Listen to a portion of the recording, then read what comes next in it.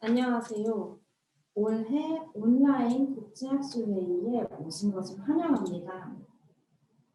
시작하기 앞서 통역을 듣기 위해 하단에 보이는 지구본 아이콘을 클릭해 주세요. 그리고는 한국어를 선택해 주시면 한국어를 통역을 들으실 수 있습니다. 감사합니다.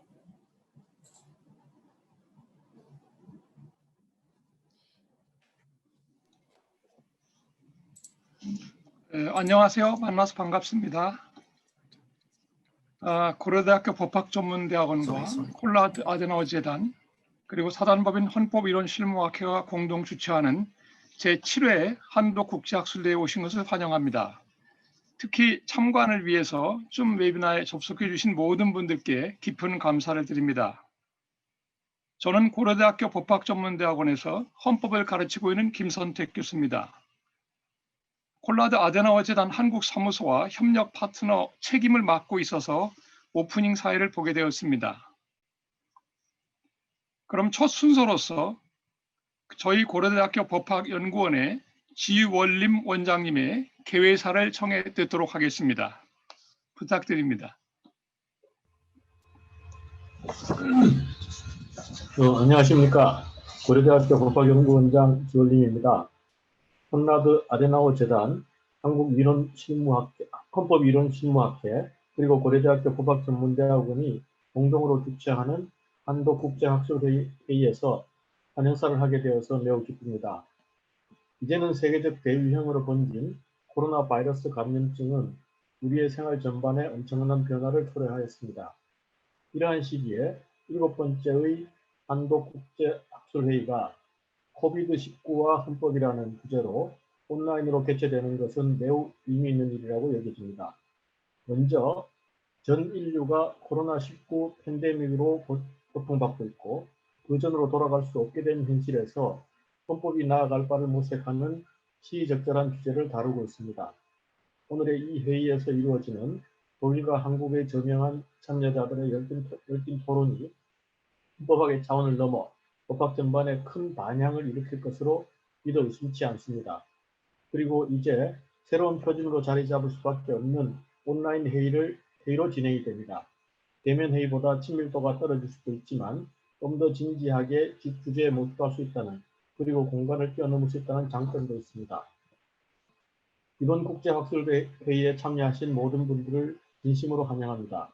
독일 베를린 훔볼트 대학의 안나 베티나 카이저 교수님, 예나 대학의 미하엘 브레너 교수님, 할레 비르텐베르크 대학의 스벤 집겐 교수님, 그리고 바이런의 흡칭 정치교육 아카데미의 게로 켈러만 박사님께 각별한 환영 인사를 드립니다.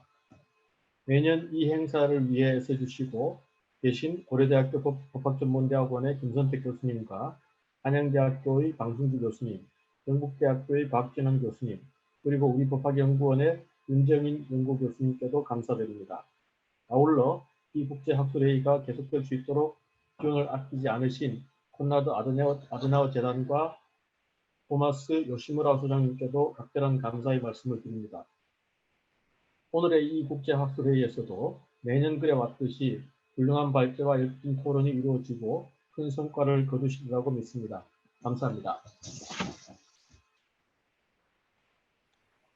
네, 감사합니다.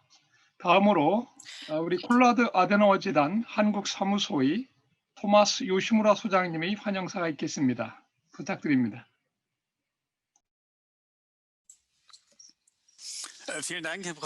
네, 김선택 교수님 감사합니다. 그리고 지원님 원장님 감사합니다.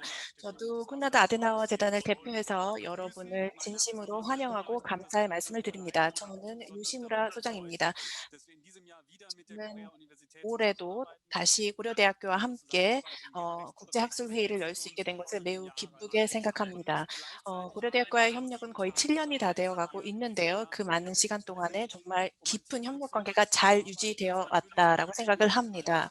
올해 저희가 선택한 주제는 굉장히 중요한 주제입니다. 코비드19와 헌법.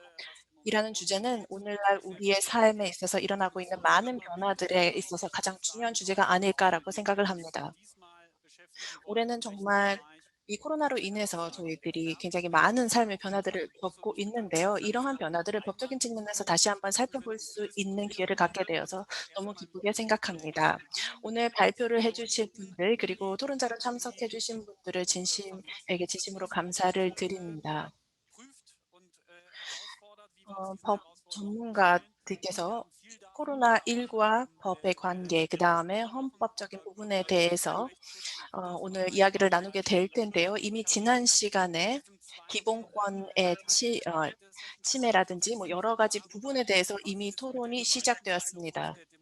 올해는 코로나19와 민주주의 그리고 코로나19와 권력 분립의 관계 그리고 그 영향에 대해서 한번 상세하게 살펴볼 수 있는 그러한 발표와 토론이 이어질 것으로 생각을 합니다. 법치국가 내에서 의회의 역할이라는 것은 어떻게 되는 것인지, 그리고 이런 위기 상황에서 행정부의 역할이나 존재감은 또 어떻게 바라보아야 할 것인지, 또 사법의 역할은 어떠한지 등에 대해서 오늘 살펴보게 될 겁니다. 참석하신 모든 분들께서도 많은 것을 배우시고 또 적극적으로 참여하실 수 있는 그러한 시간이 되기를 기대해 봅니다. 감사합니다. 네, 유시무라 소장님 감사합니다. 네, 학술회의를 본격적으로 진행하기에 앞서서 참석자들을 간단하게 소개 올리는 순서를 갖겠습니다. 제가 호명하면 이렇게 손을 들어서 인사해 주시면 감사하겠습니다. 네, 오늘 발제자 순서대로 말씀을 드리겠습니다. 먼저 스벤 지트켄 교수님, 할레 비텐베르크 마틴 루터 대학의 정치학 연구소에서 연구와 강의를 하십니다. 독일 연방의회의 행정부 통제 기능에 관한 저서가 있으시고요. 최근 8월에도 보니까 야당의 역할에 관한 중요한 논문을 발표하고 계십니다.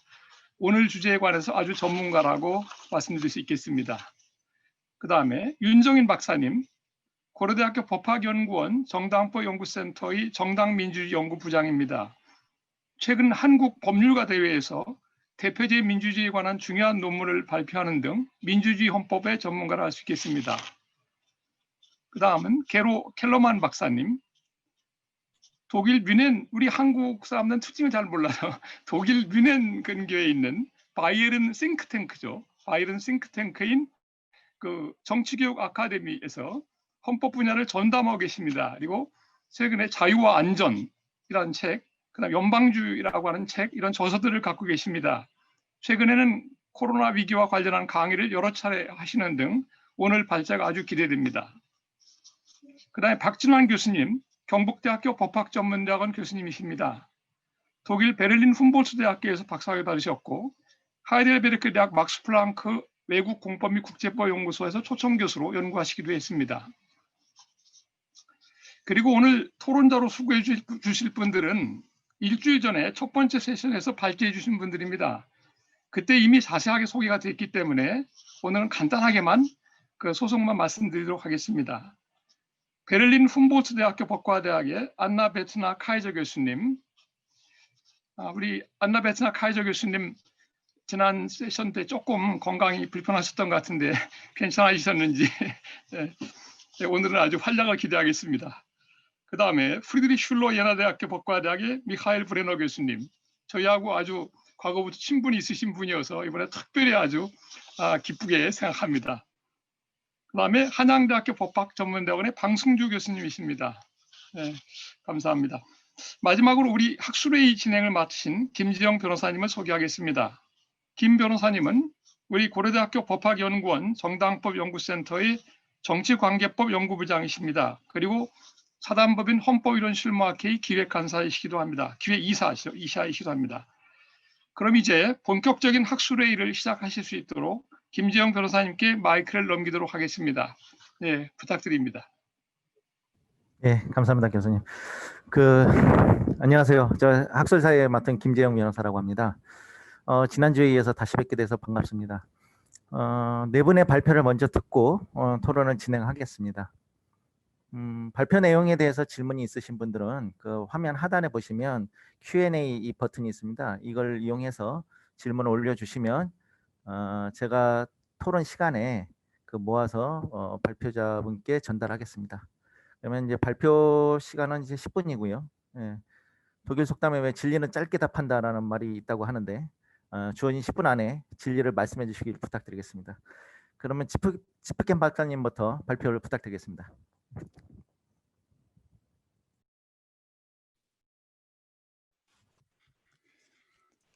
Ja, ganz herzlichen Dank. 네, 감사합니다. 먼저 초대해 주시고 이렇게 흥미로운 국제학술회의에 참석할 수 있게 된 것 정말 개인적으로 영광이고 정말 즐거운 시간입니다. 그리고 오늘 이 자리에서 법학자가 아니라 정치학자로서 참여할 수 있다는 것도 굉장히 즐거운 일인데요. 정치학자의 시각을 여러분에게 소개시켜 드릴 수 있게 된 것 굉장히 즐거운 일이라고 생각을 합니다. 지금 이 주제에 관해서 여러 가지 관점으로 살펴볼 수가 있는데요. 저는 좀 전체적인 개괄적인 그런 시각을 가지고 말씀을 드리고 싶습니다.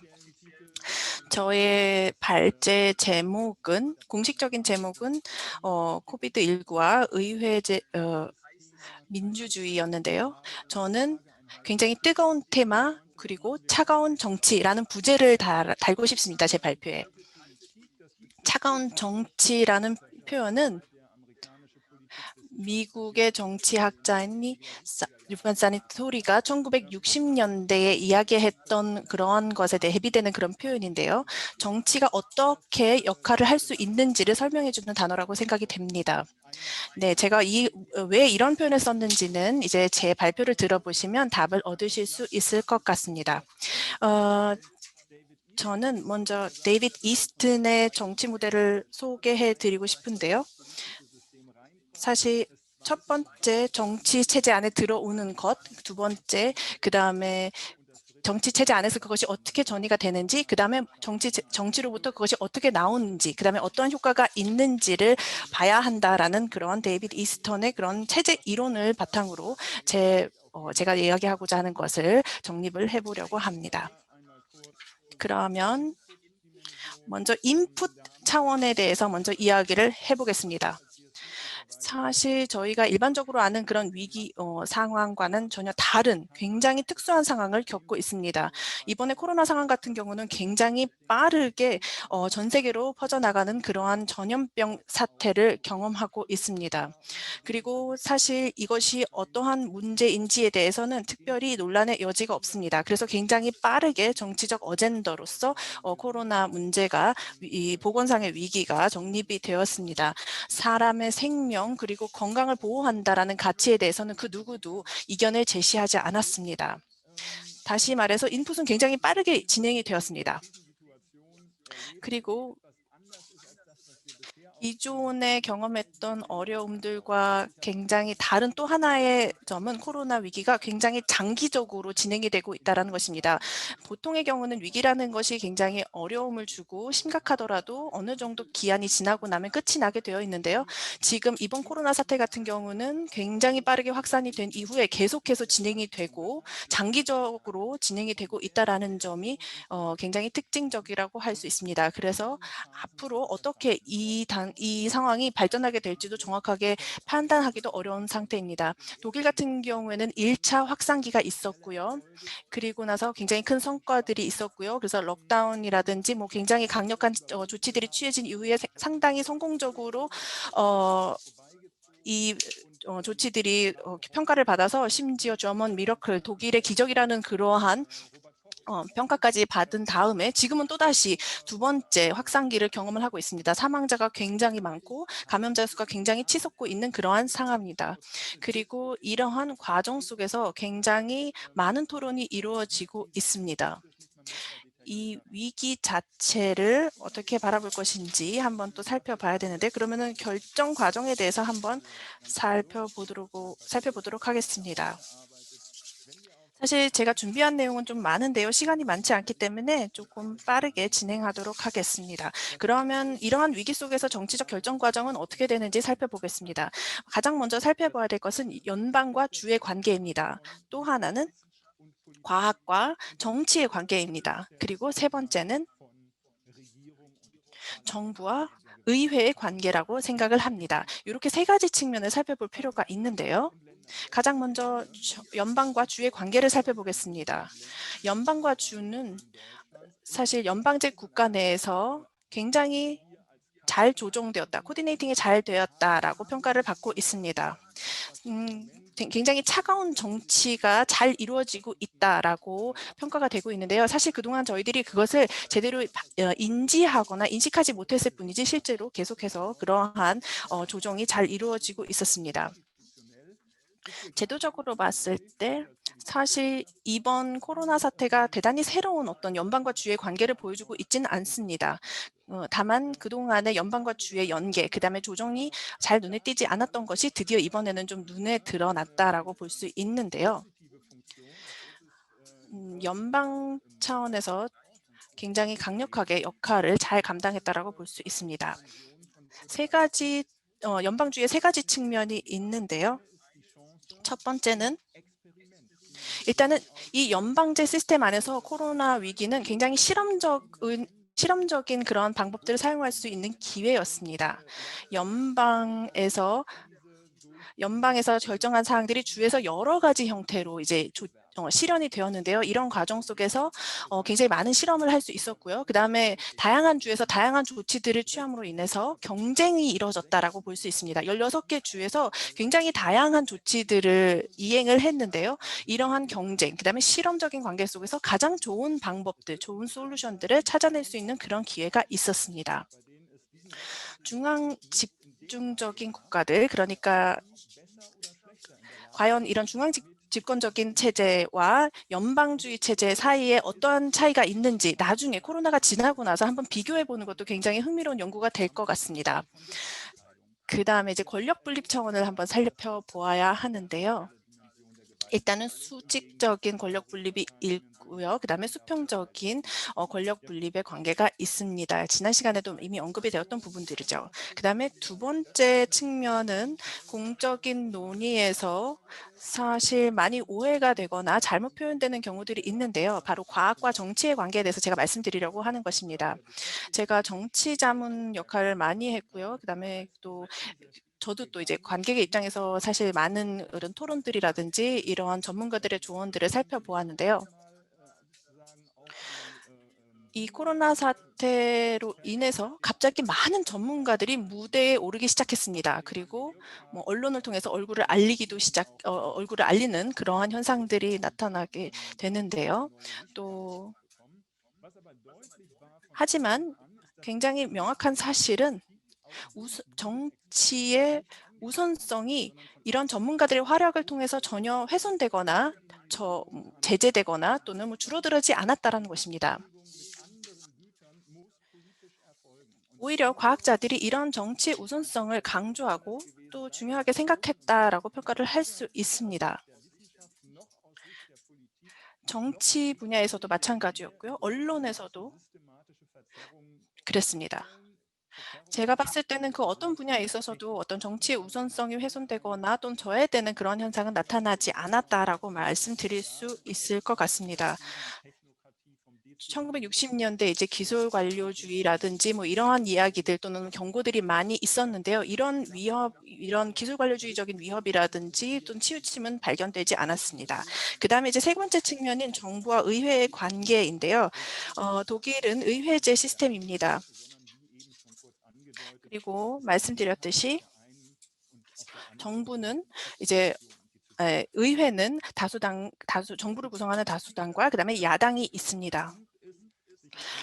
사실은 굉장히 비판의 목소리가 들리고 있는데요. 바로 야당이 역할을 제대로 하지 못한다라는 그러한 비판의 목소리들이 많이 있습니다. 독일 같은 경우는 소위 말해 슈퍼 합의 민주주의가 이루어지고 있는 것 아니냐라는 그러한 비판이 있을 정도인데요. 지금은 굉장히 예외적인 상황이라서 그렇다고 볼 수 있는데요. 의회 차원에서 보시면 사실은 많은 변화가 있을 것이라고 예상했지만 의회의 활동이라든지 의회의 조직이라든지 뭐 제도 같은 경우에 있어서 코로나19로 인해서 사실 큰 변화는 전혀 일어나지 않았습니다. 뭐 예를 들어 뭐 각종 위원회들이 뭐 온라인으로 회의를 한다든지 뭐 이런 약간의 그런 기술적인 변화는 있지만 이 기존의 그런 의회 퍼포먼스 또는 의회 활동 같은 경우는 전혀 달라지지 않고 그대로 일반적으로 이루어졌다라고 설명을 드릴 수 있습니다. 그래서 저희가 그렇다면 어떤 일들이 일어나고 있는지 살펴를 봤습니다. 그래서 비교 분석을 했는데요. 코로나가 발생한 이후, 그러니까 2월부터 7월까지의 기간과 올해의 기간과 작년에 2월부터 7월 사이의 기간을 한번 비교를 해봤는데요. 의회 퍼포먼스가 어떤지 비교했더니 뭐 예를 들어 입법 프로세스라든지 또는 법안 작성 이런 것들을 이제 통계로 냈을 때 사실 의회의 활동이 작년이나 올해 전혀 차이가 없었다라는 결론을 내릴 수 있었습니다. 작년에 비해 오히려 106%의 그런 결과를 도출했는데요. 의정 활동이 활발하게 지속이 되었다라고 말씀을 드릴 수 있습니다. 한 가지 달라진 것이 있는데요. 사실 의회가 어떤 청문이라든지 또는 여러 토론 부분에 있어서 약간 줄어든 부분은 없지 않아 있습니다. 또 하나는 지금 시간이 많지 않기 때문에 이제 바로 마지막 결론으로 넘어가야 될 것 같은데요. 독일 연방의회 의원들에게 설문조사를 실시했는데요. 현장에서 국민 대표로서의 활동과 관련해서 코로나19에 영향이 있었냐라고 질문을 했습니다. 다시 말해서 의회의 역할에 대해서 충분히 피력할 수 있었느냐, 그리고 또 의원으로서 선거구에서 국민을 대표하는 그러한 역할을 충분히 했느냐라고 했을 때 그러한 부분은 좀 다소 아쉬운 점들이 나타나고 있는 것으로 확인이 되었습니다. 의회는 사실 의정 활동에 있어서 전혀 달라진 것이 없었지만 사람들이 의회를 인식하고 있는 부분에 있어서는 의회가 예전만큼 일을 하지 못하고 있다라고 인식을 하는 그러한 좀 모순적인 그러한 결론이 나타났습니다. 마치 코로나는 이렇게 표현할 수 있을 것 같은데요. 코로나는 인체에서 작용하듯이 정치에서도 작용을 하는데요. 바로 가장 취약한 부분들을 찾아서 공격하는 그런 특성이 있다라고 말씀드릴 수 있을 것 같습니다. 우리 인체뿐만 아니라 정치라는 그런 몸에도 그러한 작용을 했다라고 생각을 합니다. 네, 감사합니다. 제 발표 여기까지 하겠습니다. 감사합니다. 예, 발표 감사합니다. 이게 우리가 좀 시간을 늦게 출발을 해서 그렇지만 조금 더 좀 땡겨 보도록 하겠습니다. 자, 윤정인 연구 교수님, 예, 발표 부탁드립니다.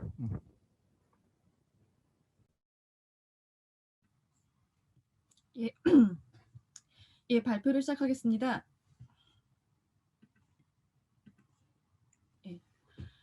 예, 고려대학교 윤정인입니다. 앞서 지프켄 박사님이 코로나 바이러스가 우리 신체에서처럼 정치 체제에도 작용한다고 말씀하셨는데 재밌게도 사전에 드린 제 발제문에서도 같은 문구로 시작을 합니다. 예, 코로나는 우리의 생물학적인 생존 차원을 넘어서 정치적, 사회적 삶의 조건을 건드리고 있다는 사실에 대해서 우리 모두 동의하실 것입니다. 코로나가 공중보건상의 위기인과 동시에 민주주의와 법치주의 그리고 경제적인 영역까지 심각한 위기를 가져오고 있습니다. 저는 그중에서도 특히 코로나 위기가 민주주의적 관점에서 어떠한 문제를 가져왔는지 그리고 그것들이 제기하는 헌법적 문제들이 무엇인지에 대해서 4가지 항목을 중심으로 말씀드리겠습니다. 첫째로 코로나 위기에 대응하기 위한 법률이나 예산, 그 밖에 조치 같은 것을 결정하는 주체와 결정 과정에 대해서 말씀을 드리겠습니다. 앞서 지적하셨고 일반적으로 우리가 얘기하듯이 위기는 어쩌면 필연적으로 행정부의 시간을 가져옵니다. 대의제 민주주의 하에서 의회는 우리의 의사결정을 대의하는 가장 핵심적인 기관이기 때문에 중요하고 본질적인 결정은 의회가 결정해야 합니다. 그렇지만 평상시처럼 국회 내에서 심의와 토론, 협상과 교정 이런 과정을 거칠 여유가 없습니다. 지난 몇 달간 우리가 경험하였듯이 모든 결정이 심의 과정은 생략되고 거의 표결을 거쳐서 속전속결로 집행되고 있습니다. 한국의 감염병 예방법 같은 경우도 올해 3번에 거쳐서 개정이 되었는데 법안 제출부터 공포까지 거의 모두 2주일 내에 마무리되었습니다. 그런데 그러한 법률의 정당성이 문제가 없는지 의문입니다. 위기 대응에 필요한 조치를 심의 없이 법률 형식으로 통과만 시킨다면 과연 의회에게 어떤 본질적인 역할이 남는지 생각해 보아야 할 것 같습니다. 아무리 위기시라서 행정부의 시간을 인정한다 하더라도 행정부만의 시간이 되어서는 안 된다고 봅니다. 물론 물리적으로 다수 의원들이 모이지 못하거나 심의나 토론이 어려울 수 있습니다. 그래서 정족수를 낮추거나 아니면은 뭐 화상회의나 원격 표결을 도입하는 식의 노력이 필요할 수 있습니다. 그러한 국가들도 있고요. 어쨌든지 정상 상황보다 시간적 절차적 단축이 필요하더라도 의회가 최소한의 심의를 통해서 민주적 정당성을 부여한 국민에 대해서 대표 기능을 수행할 수 있어야 할 것입니다.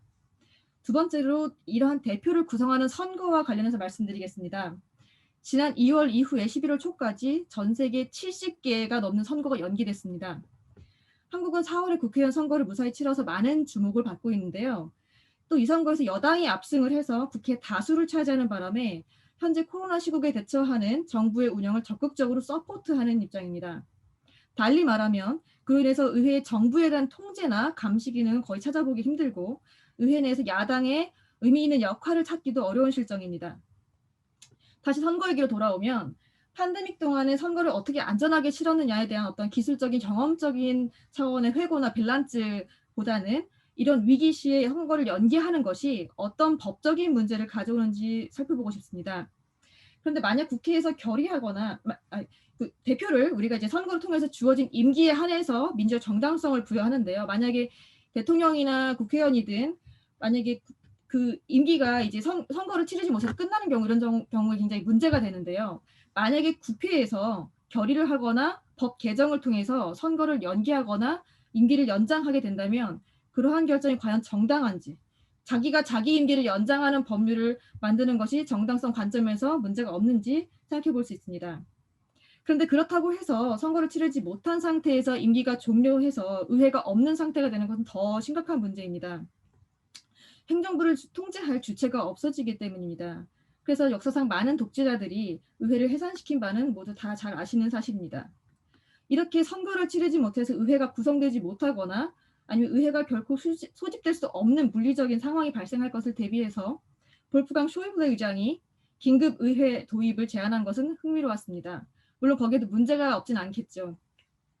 결국 여러 가지를 고려해 볼 때 선거를 연기하는 결정을 할 때에는 위기 시에 다른 개별적인 특수한 조치들이 그러하듯이 그것을 연기할 수 있는 마지노선, 시간적 한계가 있어야 될 것으로 봅니다. 따라서 현재 임기가 만료되기 전까지는 적어도 선거를 치를 수 있어야 할 것입니다.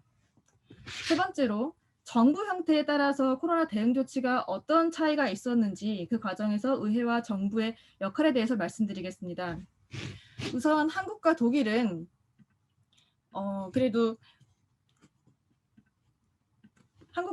정부 형태와 국가 형태 모두 차이가 있습니다. 어느 정도 코로나에 효율적으로 대처하고 있는 두 국가라고 많이 이렇게 평가가 되고 있는데요. 그렇기 때문에 흥미로운 비교 대상이 될 수 있을 것 같습니다.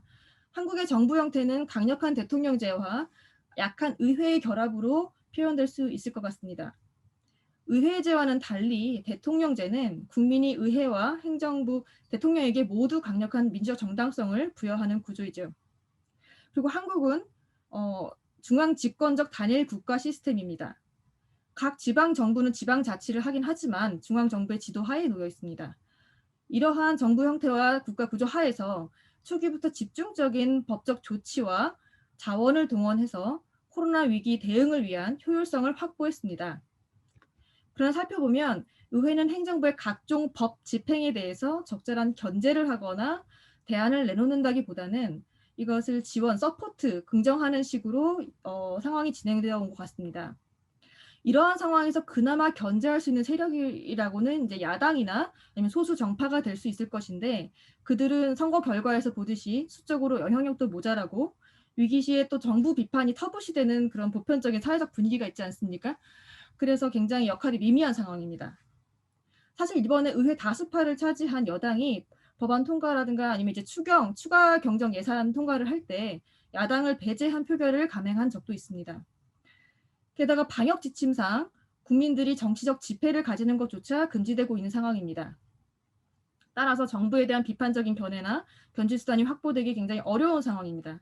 물론 이러한 위기 상황에서 의회가 협력하고 정부의 능력을 총동원해서 위기를 수습하는 것은 중대한 과제입니다. 그렇지만 의회가 정부에 대한 통제 기능을 상실한 이와 같은 상황이 위기 극복이라는 명목으로 영원히 정당화될 수는 없습니다. 그래서 정상 상황을 추후에 회복해야 한다는 관점에서 아무리 위기시라도 야당이 어떻게 적절한 역할을 해야 할지, 그리고 그것을 우리가 어떻게 보장을 해야 할지에 대해서 고민해 보아야 할 것 같습니다. 마지막으로 이 코로나 위기가 민주주의를 유지하는 데 핵심적인 국민들의 정치적 자유나 기본권에 많은 제약을 가져왔습니다. 원래 어떤 공동체 위기가 닥치면 의견이 다르거나 규율에 순종하지 않는 소수 집단에 대해서 관용의 수준이 낮아집니다. 비판하는 의견을 처벌하거나 공격하거나 또 중요한 민족 절차를 외면하기도 합니다. 위기, 긴급 상황 이러한 개념들이 정상시라면 수용하지 않을 만한 심각한 제한 조치들을 정당화하기도 합니다. 그리고 그것들을 국민들 스스로 수용하게 만듭니다. 예를 들어서 한국의 감염병 예방법 제47조, 제49조에는 실로 엄청난 정도의 기본권 제한 조치들이 아주 다양하게 규정되어 있습니다. 이번 11월 19일에 독일 연방의회에서 통과된 법률보다 훨씬 다양한 조치들이 이미 다양하게 열거되어 있습니다.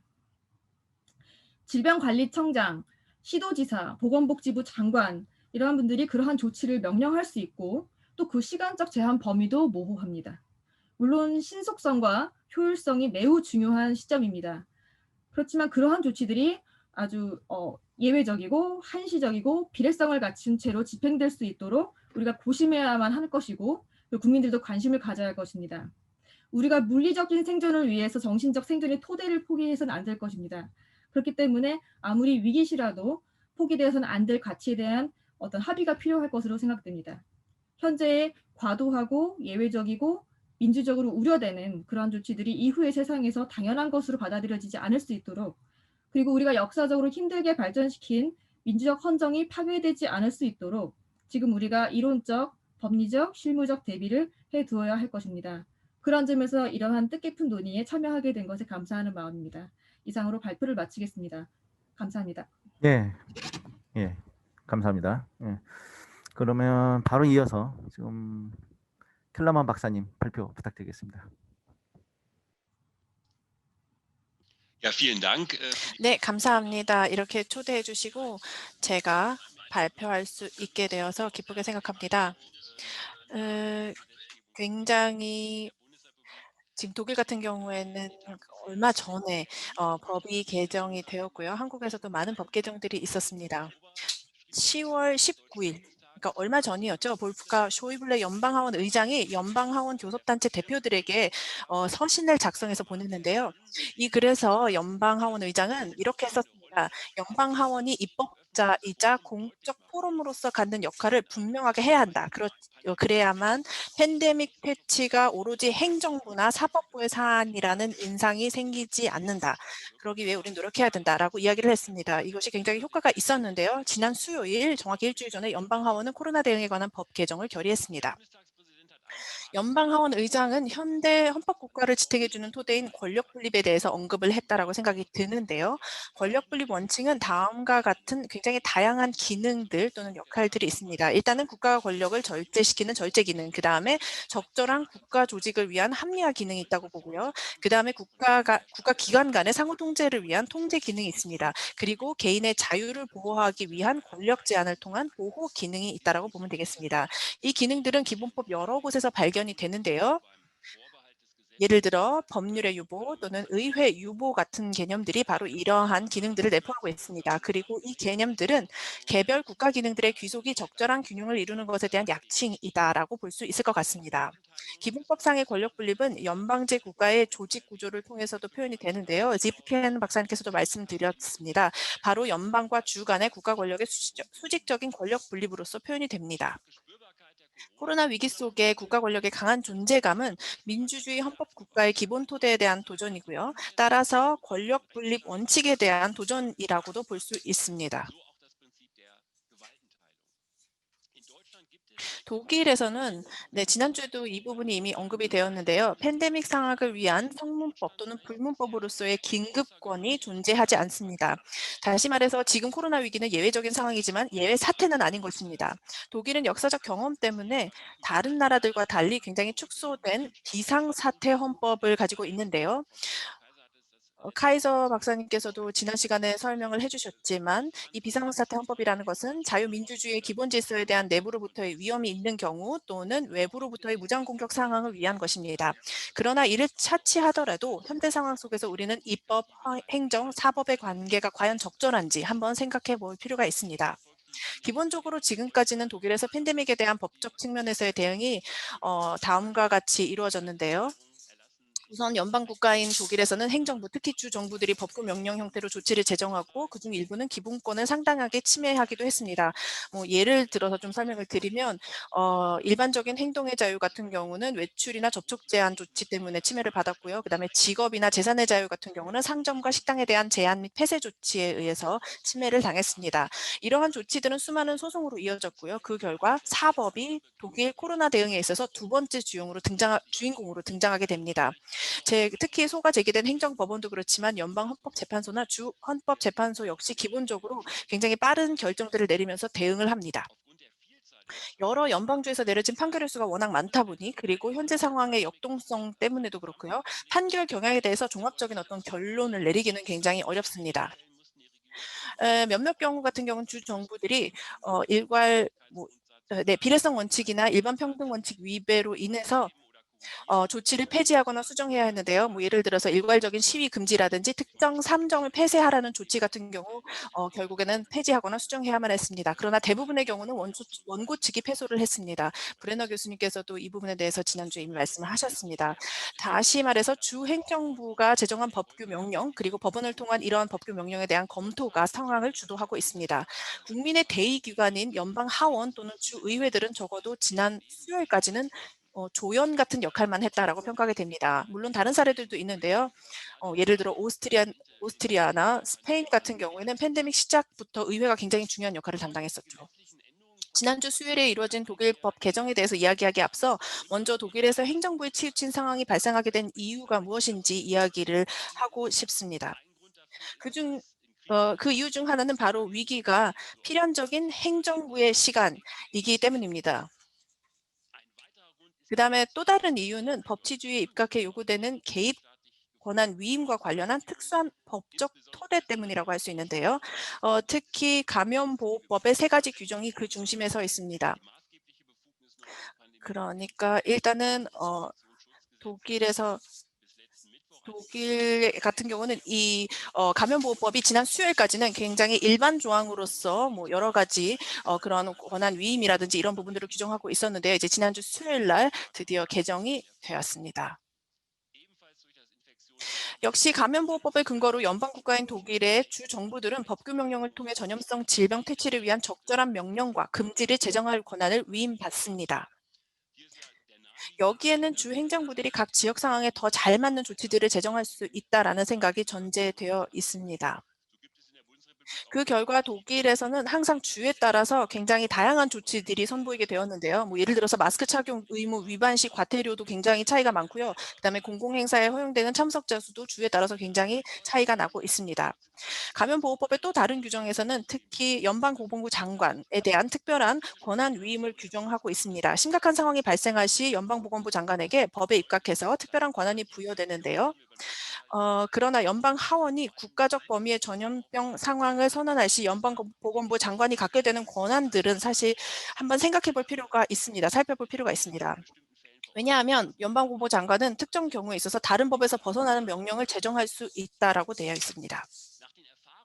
사회 전반에 대한 대대적인 제한 조치를 경험한 이후 이러한 조치들이 장기적으로 일반 조항을 근거로 삼을 수 있는가라는 질문이 점점 더 주목을 받게 됩니다. 그리고 법원들 역시 이러한 점을 점점 더 많이 언급하고 있는 것으로 보입니다. 행정부와 사법부 사이의 적절한 균형은 팬데믹 상황 발생 이후 어느 정도 시간이 지나자 더 이상 유지되지 못했던 것이 명백합니다.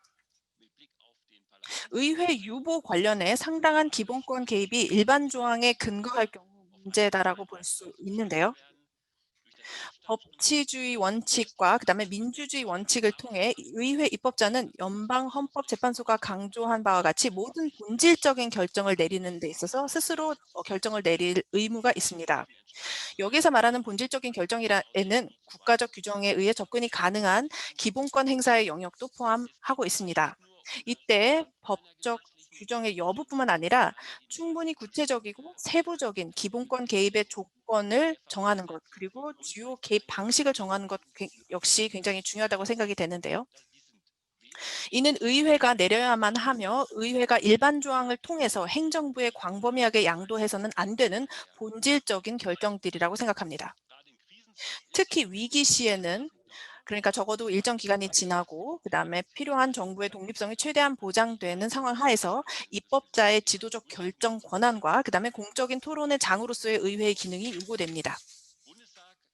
이에 연방 하원과 연방 상원은 지난 수요일에 반응을 했는데요. 감염보호법의 새로운 제28A조에서는 이전의 법보다 보다 세부와 구체화된 조항들을 다루고 있습니다. 여기에는 국가적 범위의 전염병 상황 확인 시 연방하원을 통해 어떠한 기본권 개입이 특히 허용되는지 규정을 하고 있습니다.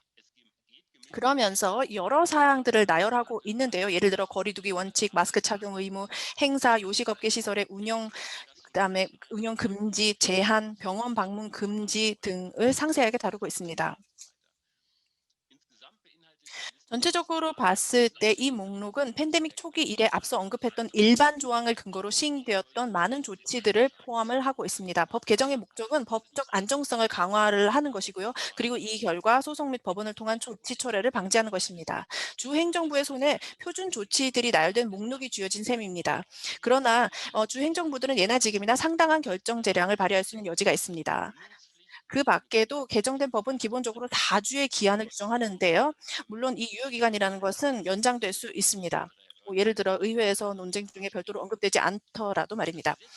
이 법은 이전 상황에 비해 상당히 진일보했다라고 평가가 될 수 있습니다. 그러나 현재 독일에서는 법 개정에도 불구하고 주 행정부에게 해석을 위한 여지가 여전히 너무 많이 주어진 것은 아닌가라는 그런 물음이 던져지고 있고요. 또 법이 여전히 명확성이 부족한 것은 아닌지 이러한 질문들이 여전히 제기되고 있습니다. 예컨대 여행 금지와 관련해서 과연 여행이 무엇인가라는 질문을 하게 되는데요. 예를 들어 거리가 먼 직장에 다니는 사람이 출근하는 것도 여행으로 봐도 되는 건지 아니면 자연으로 가는 소풍도 여행인지에 대한 그런 명확성이 정확하게 정립되지 않았습니다.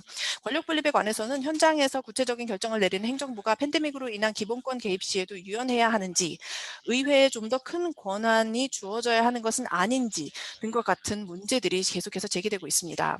여기에 연방국가에서의 수직적인 권력 분립과 관련해서는 팬데믹의 심각한 확산 속에서 주 법을 위한 개방 조항을 갖는 민주적 정당성을 확보한 전 국가적인 차원의 팬데믹 대응 종합 컨셉트가 더 적절한 해결책인지 아니면 16개 연방주와 산하의 행정부들에 의한 개별적인 코로나 관리가 더 적절한 해결책인지 묻게 됩니다.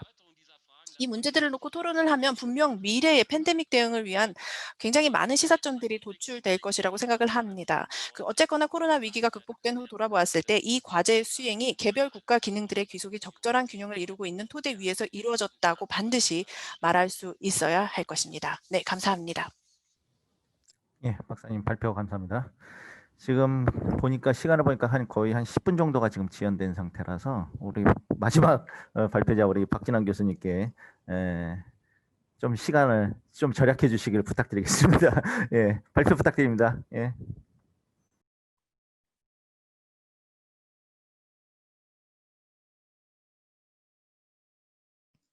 예, 10분 내로 제가 발표를 하도록 하겠습니다.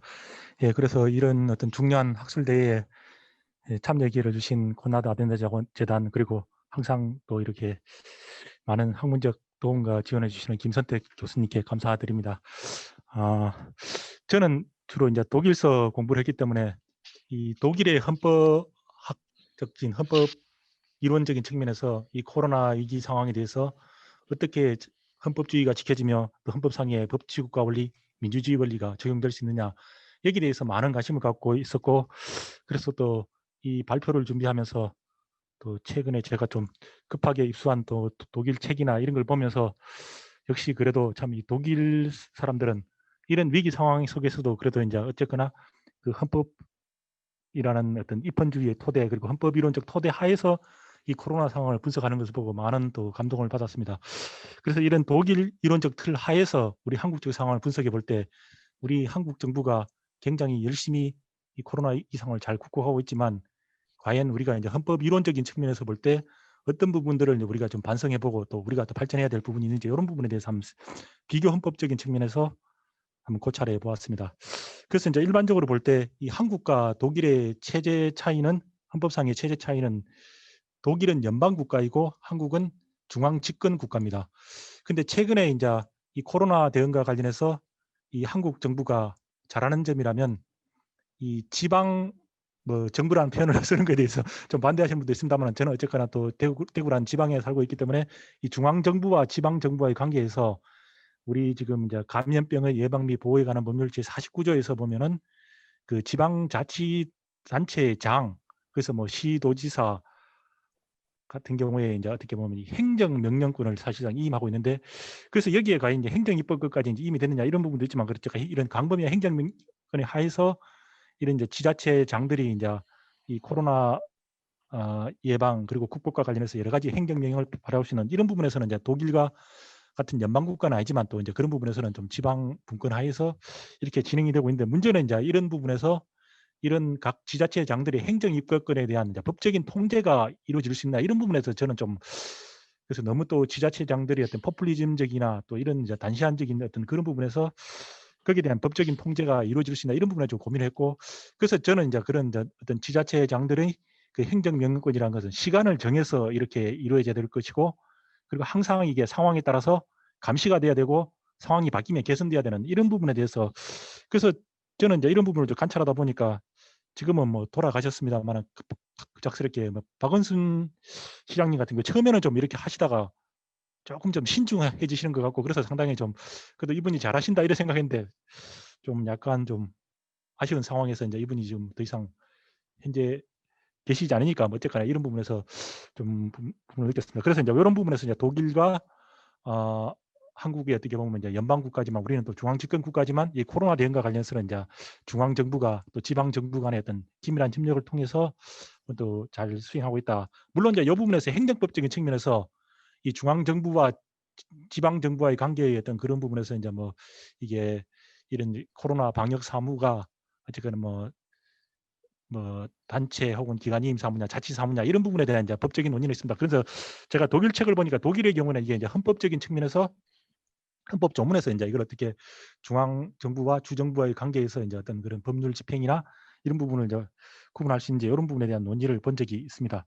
그다음 두 번째는 이제 이게 양원제 국가인데 사실상 뭐 아까 다른 그 교수님들의 발표에서도 나타났지만 이 의회의 역할이라는 게 사실 상당히 좀 약해지고 행정부의 시간이다 이렇게 보지만 그래도 이제 독일의 양원제 하에서 이 어쨌거나 좀 의사 결정이 좀 신중하게 이루어질 수 있는 이런 부분이 좀 우리나라의 단원제 국회에서의 차이점. 그래서 이런 부분에 대해서 법률안 의결 과정에 관한 부분은 뭐 윤정인 교수님께서 잘 지적하신 것 같습니다.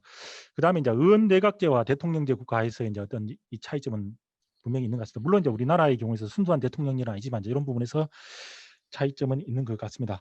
그래서 제가 발표한 주제와 관련해서 10분 안에 어쨌거나 발제를 마쳐야 되기 때문에 이 권력 분립 원리와 관련해서 이제 이 코로나의 경우에서 이 권력 분립 원리가 어떻게 수정되느냐 이런 부분에 대한 이제 고민을 하다가 제가 그 베를린 훔볼트 대학에서 유학하던 시절에 거기 뭐 훔볼트 대학 법대 도서관에서 이제 그때 이 논문을 복사하고 읽은 적이 있는데 그래서 당시에 토마스 폰 담비츠라고 아마 이분이 교수님이 되기 전에 논문인데 좀 잘 쓴 논문이다 이렇게 보면서 이 앞으로 권력 분립 논의가 나오면은 좀 이분의 논문을 좀 참조를 해야겠다 이렇게 했는데 지금 보니까 이분이 지금 대학 교수님을 하시다가 뭐 유럽 그 룩셈부르크에는 뭐 유럽 뭐 연합법원이라고 합니까? 거기 지금 재판관으로 계신 것 같은데 어쨌거나 이분이 강조한 건 뭐 우리가 헌법에서 이야기하는 기능적 권력 분립. 그래서 특히 이제 기능적 권력 분립과 관련해서는 보면은 오늘날에서 입법 기능이 입법부에서만 유지된 것이 아니고 이제 행정부와 입법부가 지금 입법 기능을 서로 협력해서 행사하고 있는데 특히 이제 이 코로나 위기단과 관련해서 독일의 경우에는 이 법규 명령 그래서 레이츠 페어 오르 등에 의한 입법 위임이 이루어지는 상황이고 우리나라의 경우에는 어쨌거나 이게 뭐 행정권 그리고 어쨌거나 시도지사의 행정명령권에 의해서 이렇게 급극되는 상황에서 이게 이제 기능적 권력 분립 이론에 따른 어쨌거나 그래서 가장 결정을 잘 내릴 수 있는 기관에 대해서 헌법상의 권한을 부여하는, 그래서 이제 코로나 이 국국과 관련해서는 의회가 할 수 있는 부분하고 행정부가 할 수 있는 이 부분에서 서로 이제 분담을 하는데 어느 부분이냐, 물론 이제 이런 부분에서 행정부의 경우에는 아까 이야기한 것처럼 뭐 지금 바이러스 전문가들 이런 부분들은 이제 의견이 많이 반영되는 이런 사실상의 우리나라의 경우는 보건복지부 그리고 질병관리본부 청으로 성격된 그 독일의 경우는 뭐 코후 인스티튜트입니까? 이제 거기에서 이제 이렇게 사실상 코로나 정책이 주도가 되는 것 같습니다. 이런 부분에서 이제 기능적 권력 분립론을 이야기 드리고요. 그 다음에 이제 주로 이제 입법권과 행정권의 관계에서 이제 이게 이제 가장 뭐 이 권력 분립의 문제로 제기될 수가 있는데, 그래서 뭐 이게 어쨌거나 그 독일에서의 논의의 틀은 입법부가 어쨌거나 이게 그 의회 유보 그리고 이제 본질성 이론에 따라서 이제 가장 중요한 부분에 대해서는 결정을 내려야 된다는 게 이제 그 부분이고, 그래서 이제 이 부분에서 이 코로나나 코비드 19이라는 것은 사실상 이게 처음에는 어떻게 대응해야 될지 모르는 상당히 좀 알 수 없는 상황이다. 그래서 이제 어떻게 보면 이런 알 수 없는 상황에서 국민의 생명과 신체를 보호하기 위해서 이제 건강과 생명을 보호하기 위해서 결국 이제 입법부의 평가 주도권. 그래서 뭐 독일 말하면 이제 아인셰칭스 프로 뭐 영어로 뭐 프로로가티브입니까? 어쨌거나 그래서 평가 주도권이라고 저는 이렇게 번역을 하는데 이것을 인정하고, 그렇지만 이제 입법뿐만 이런 이제 평가 주도권을 갖는 것이 아니고 행정권도 입법권에서 이제 평가 주도권을 갖는데 이 두 개가 어떻게 조화를 이룰 것이냐 뭐 이런 부분인데, 그래서 제가 이제 독일의 어떤 이런 최근에 그 이에 관한 그 두 분의 교수님의 그 저작을 읽으니까 이게 독일의 그 이제 그 특히 그 뭐죠 그 감염병 보호법이라고 합니까? 그래서 이제 법률 명칭이 어떻게 보면 이제 제가 좀 조금 기억이 안 나. 독일의 어떤 그 법률에서 보면은 결국에는 이 독일의 경우에는 사실상 이 법규 명령에 대한 그 의회의 통제가 굉장히 잘 유지가 되고 있는 나라인데 불구하고 이 법률과 법규 명령이 경우에 따라서는 예외가 될 수 있고 서로 다른 걸 인정하고 있고 뭐 이런 부분에서 이제 경우에 따라서는 이 법률에 대해서 어쨌거나 연방 상원의 동의가 없는 이런 것까지도 상당히 좀 이런 부분에서 행정입법에 관한 통제권을 완화시키는 이런 상황으로 이렇게 나아가고 있는 것 같습니다. 그래서 이런 상황은 이제 우리나라의 경우에서도 이제 문제가 된 게 우리 국회법 제 98조에입니까? 이제 거기 보면은 이 의회의 그 행정입법에 대한 통제권 이 부분에서 이제 우리나라의 경우에는 그 2015년 이제 그 국회법 개정에서 사실상 이제 이 국회가 그 행정 입법권에 대해서 수정 요구를 한 것이 상당히 좀 문제가 됐습니다만 최근에 이제 우리나라의 경우에서도 다시 통보할 수 있다. 이게 사실상 이제 뭐죠? 행정입법의 경우에서도 의회와 국회가 특히 이제 의회의 이런 그 법률에 대해서 이제 구속 이 부분에서 이제 어쨌거나 그 행정부의 독자적인 어떤 그 법률 집행과 관련돼서 이제 그 재량권을 인정하는 뭐 이런 부분으로 이제 인정하고 있는 것 같습니다. 그래서 독일의 경우에서도 이제 어떻게 이런 부분에서 상당히 좀 문제가 된 것 같고, 그래서 제가 보니까 뭐 감염병 그 보호법 5조 2항 제1문 3호가 굉장히 다르게 규정이 되어 있다 이렇게 이제 하는데 제가 발표를 준비하면서 이렇게 찾아보니까 그게 삭제가 된 걸로 이렇게 되어 있는데, 그래서 어쨌거나 궁극적으로는 처음에는 어쨌거나 이렇게 이제 그 의회와 행정부가 서로 좀 경우에 따라서는 이제 평가 주도에서 다르게 하더라도 그걸 허용하고 인정하지만 궁극적으로 볼 때는 이제 결국에는 이게 코로나 위기 상황이 좀 장기화되고 있지만 앞으로 더 백신이 좀 개발되거나 치료제가 개발된다면 또 정상적인 상황으로 복귀한다면 물론 현재 위기 상황이 있지만 그래도 결국 이제 이 그 본질성 이론이나 법률 유보의 원칙 이런 부분은 이제 반드시 존중이 돼야 되는 것 같고, 그래서 물론 이제 이런 평가 주도권의 경우에는 그 비례성 원칙 심사의 경우에서도 이제 뭐 적합성이나 원칙에서 이제 좀 존중이 돼야 될 것 같고, 이제 그다음 필요성의 원칙 뭐 이런 부분에 논의는 있습니다만은 그다음 사법부가 판단하는 경우에서도 이제 이런 어떤 평가 주도권의 인정에 관한 부분은 고려가 될 것 같습니다만 어쨌거나 이런 이 코로나 상황에 관해서 이제 정부의 대응에 관해서 좀 어느 정도의 좀 독자적인 평가나 재량을 인정해 주는 게 사실상 이제 권력 분립적인 중요한 변화인 것 같고, 그래서 독일은 이제 이런 부분을 다루고 있는데 우리나라의 경우에는 과연 이 부분에 대해서 어느 정도까지 이제 우리가 그 감염병 예방법이 상세히 규정되어 있지만 과연 이제 이 법을 집행하는 행정부나 그 다음에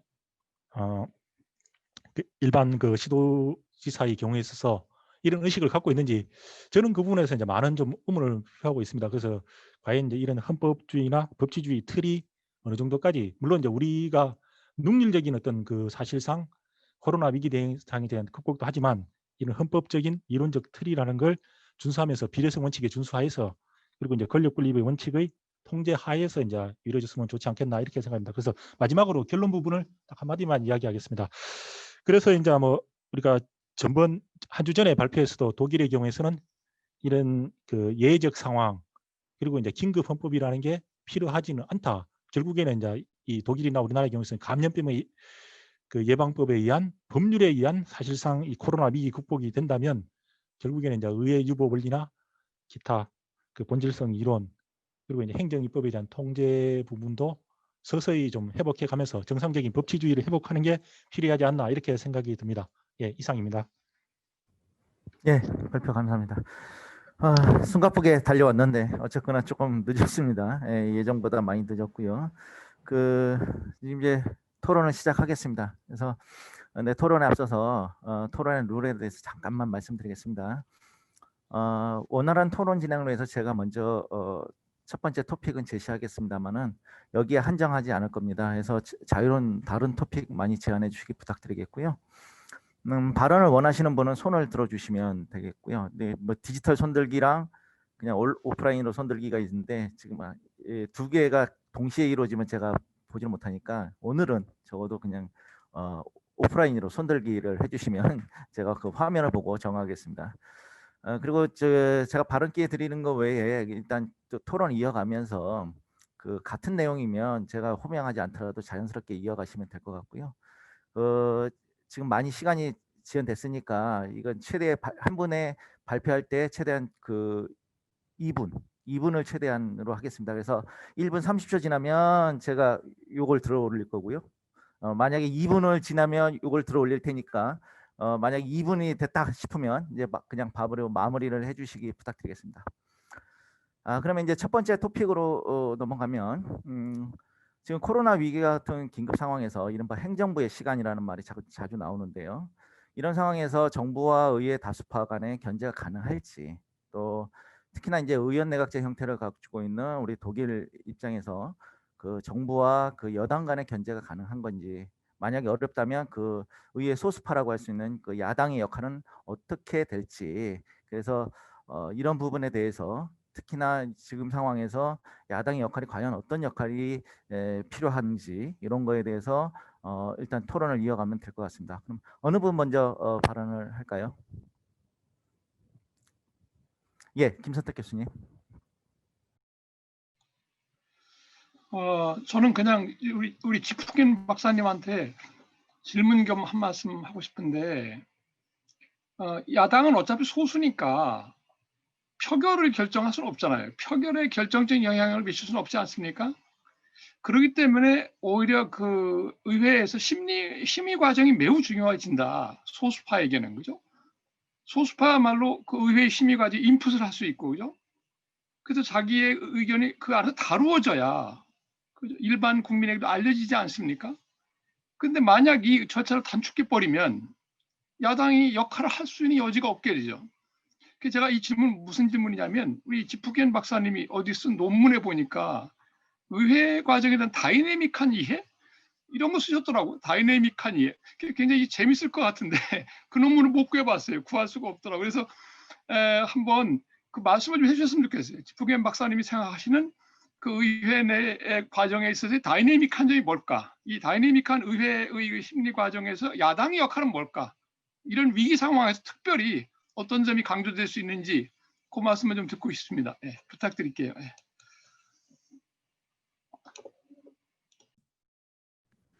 네, 바로 답변하시면 됩니다. 네.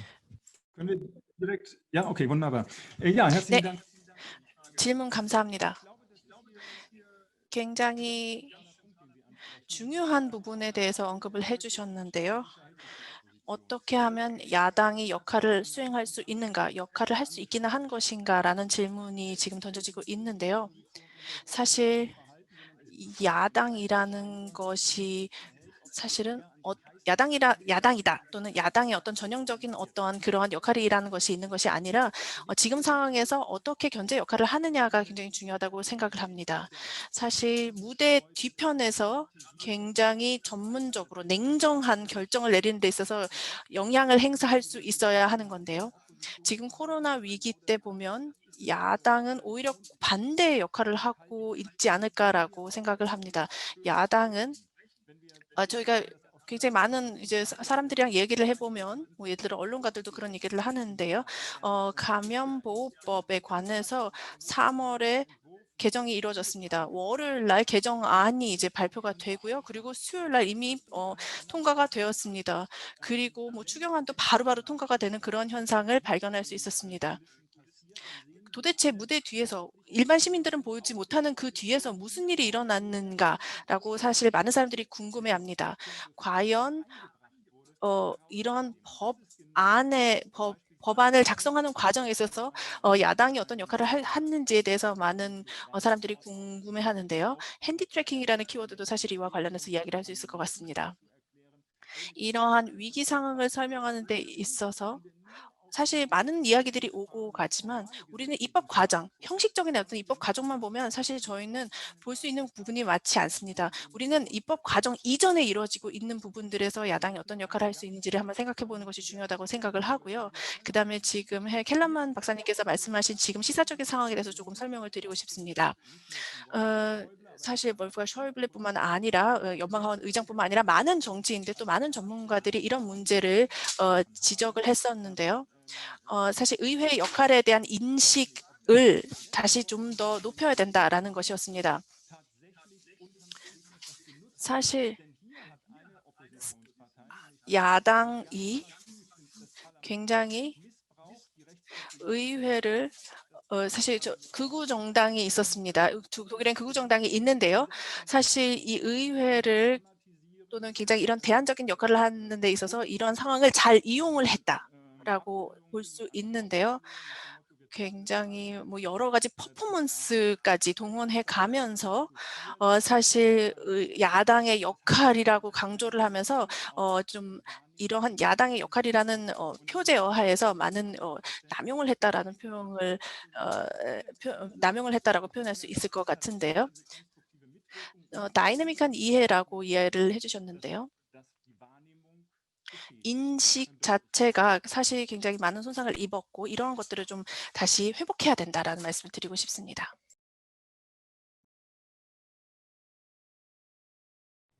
네, 감사합니다. 제가 실수로 스톱워치를 안 누르는 바람에 시간이 많이 지나갔는데 중간에 제지를 못했습니다. 이제는 정신 바짝 차리고 스톱워치 누를 테니까 시간 준수해 주시기 부탁드리겠습니다. 방승주 교수님하고 우리 카이저 교수님께서 손 드셨는데 그러면 순서대로 방승주 교수님 먼저 하시고 그다음에 카이저 교수님 하시겠습니다. 예.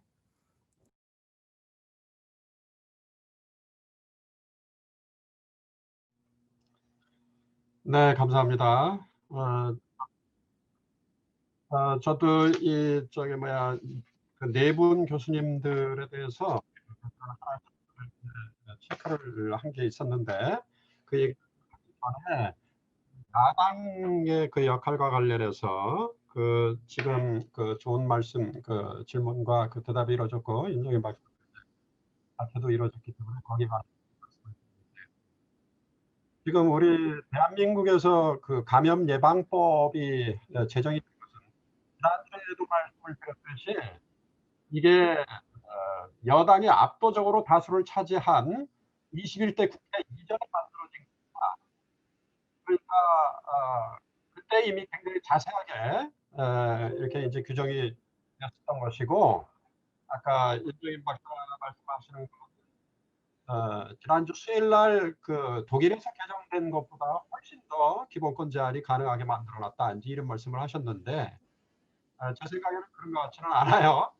왜 그러냐면 지난주에 독일 연방의회하고 연방정부이 다 통과가 된 그 내용을 저도 오늘 조금 이제 들여다 보니까 문제가 됐었던 28조에 관해 가지고 28조가 일반 조항 형식 되었었다라고 하는 것 아닙니까? 다시 말해서 감염병의 확산을 방지하기 위해서 필요한 조치를 취할 수 있다. 이제 이렇게 돼 있기 때문에 그런데 여기에 대해서 이제 개정한 내용을 보니까 구체적으로 이제 쭉 사례를 들었는데 맨 앞에 인스페전데라고 얘기를 했어요.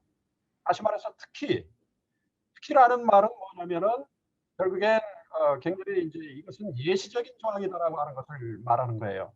그리고 또 일반 조항은 그대로 문치가 돼 있더라고. 그걸 생각을 해보면은 독일의 경우는 우리 비슷하게 이와 같은 여러 기본권 제한 조치들을 구체적으로 열거하는 조항을 뒀을 뿐만 아니라 그다음에 일반 조항이라고 하는 것을 그대로 놔두고 있다. 그래서 아까 흘러반 박사님이 말씀하신 것처럼 또 불명확한 그러한 그 요소들도 여전히 있다. 그래서 우리나라하고 지금 독일하고를 비교를 해볼 때 우리나라가 너무 지나치게 기본권 제한을 많이 하고 있다라고 하는 지적에 대해서는 글쎄 한 번 더 검토를 해보겠습니다. 그 다음에 이제 야당과 관련해서 말씀을 드리기 전에 시간이 됐다라고 하시기 때문에 좀 이따 기회가 주어지면 다른 말씀을 드리도록 하겠습니다. 감사합니다. 네, 감사합니다. 자, 카이저 교수님. 네.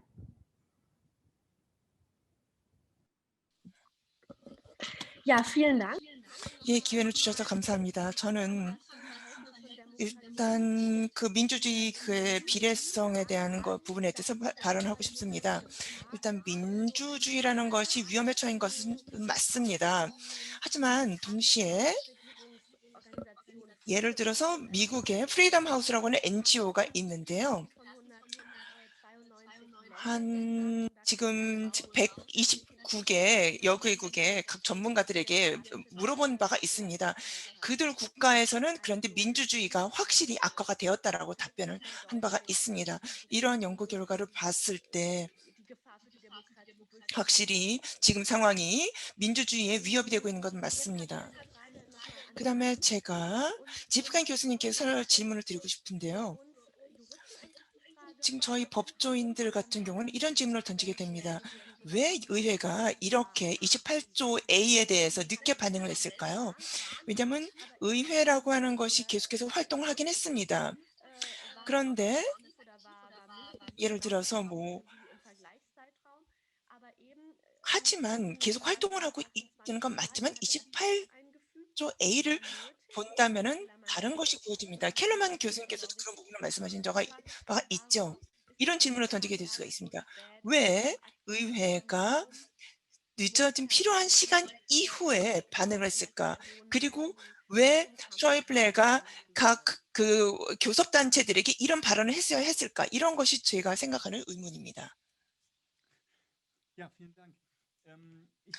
예, 질문해 주셔서 감사합니다. 이것은 무엇보다도 어떤 그 의원들이 어떻게 참여를 할 수가 있는가, 그리고 각 전문위원회에서 어떻게 참여할 수 있는가, 그거에 따라 달라진다고 생각합니다.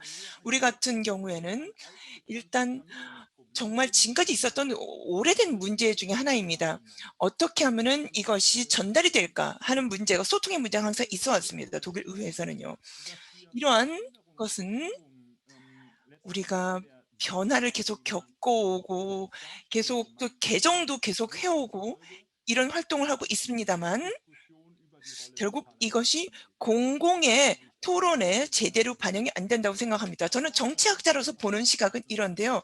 82A조 같은 경우에는요. 이었습니다. 사실 대단하게 굉장히 큰 개정이 있었다고 저는 생각하지는 않습니다. 물론 법조인들이 봤을 때는 다른 시각을 가질 수 있을 것입니다. 여기 정당화가 필요하고 어떤 평가가 필요한 것은 알고 있습니다. 하지만 실제 이것이 의회에서 수정이 되고 이것이 사람들의 어떤 행동에 영향을 끼치는가? 이런 것을 봤을 때는 이러한 근본적인 저는 변화라고는 보지 않는 것입니다. 그렇기 때문에 이것은 물론 정치 시스템에도 굉장히 큰 도전이 있는 것도 맞습니다. 그리고 이것은 의회에 있어서도 의회 전문위원회 그리고 모든 토론에 있어서도 새로운 수정이 필요하다고 생각합니다. 왜냐하면 우리의 활동이 같은 것이 사람들에게 좀 더 잘 전달이 되고 보여져야 된다고 생각하고 이것을 어떻게 보면 우리의 어떤 이미지를 제대로 전달하지 못하는 그런 부정적인 영향도 준 것 같습니다. 네, 감사합니다. 지금 이제 적응이 돼 가시는 것 같습니다. 예, 시간 잘 관리해 주셔서 감사하고요. 잠깐만 여기 지금 Q&A가 들어온 게 2개가 있습니다. 그래서 일단 참가자분들께서도 이 Q&A를 적극적으로 이용해 주시기 부탁드리겠고요. 여기 질문이 들어온 게 2가지인데 하나는 지금 민주주의의 약점은 소수의 의견을 가진 사람들의 의견이 반영되지 않는 것이다라는 말씀하시면서 의회가 그 힘의 대결, 뭐 여기 표현은 뭐 쪽수 대결이라고 표현을 하셨지만 아무튼 힘의 대결로서 국민을 분열시킨다는 느낌이 드는데 과연 의회제의 약점을 해결할 수 있는 대안이 있나요?라는 질문이 하나 있고요. 그다음에 이제 우리 지프캠 교수님께 질문이 나왔는데 연방제 시스템 안에서 코로나 위기는 실험적 방법을 사용할 수 있는 기회라고 하셨는데 어떠한 것을 실험할 수 있는지 구체적으로 들어보고 싶다는 질문이 들어왔습니다. 답변 부탁드리겠습니다.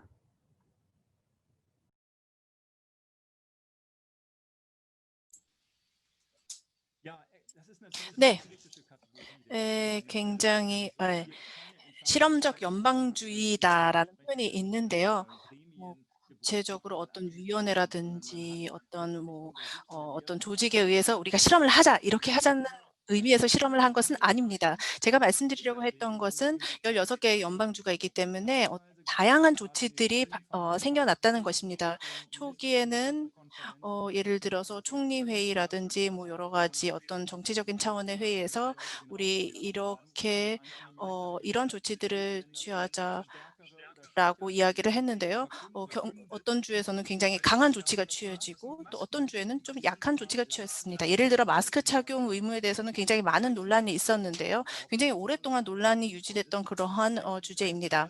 일부 주에서는 굉장히 강하게 마스크 착용 의무를 바로 시행했고 또 어떤 주 같은 경우는 마스크를 뭐 제한적으로만 쓸 수 있게 의무화시키는 그런 경우들이 있었습니다. 굉장히 그리고 공적인 인식도 그랬는데요. 그리고 켈러만 박사님께서도 언급을 해주셨는데 굉장히 소위 말해 연방주의 조각보라는 식으로 이제 비판을 받는 그런 부분들이 있었습니다. 주마다 조치가 다르고 주마다 기준과 규정이 달라서 굉장히 다양한 어떤 그런 현상들이 나타나게 되는데요. 이것이 굉장히 비판적이었습니다. 하지만 이러한 다양성 속에서 사실 어떠한 조치가 가장 효과적인지 또 어떠한 조치들이 어떠한 의미에서 굉장히 긍정적인 영향이 있었는지를 살펴볼 수 있었습니다. 이 실험이라는 말을 사용해서 좀 헷갈릴 수도 있는데요. 실질적인 어떤 실험을 했다라는 것이 아니라 결국은 다양한 연방주의라는 어떤 체제 하에서 다양한 조치들을 비교할 수 있는 그런 실험적인 상황이 발생했다라고 설명드릴 수 있을 것 같습니다.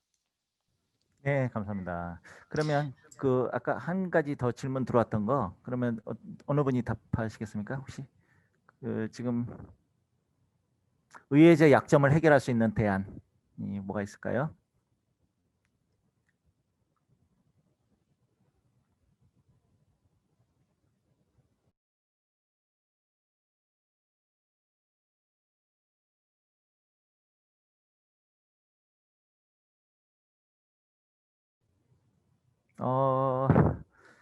지금 지금 답변돼서 특정을 안 할 테니까 여기 지금 같이 Q&A 보이지 않으십니까?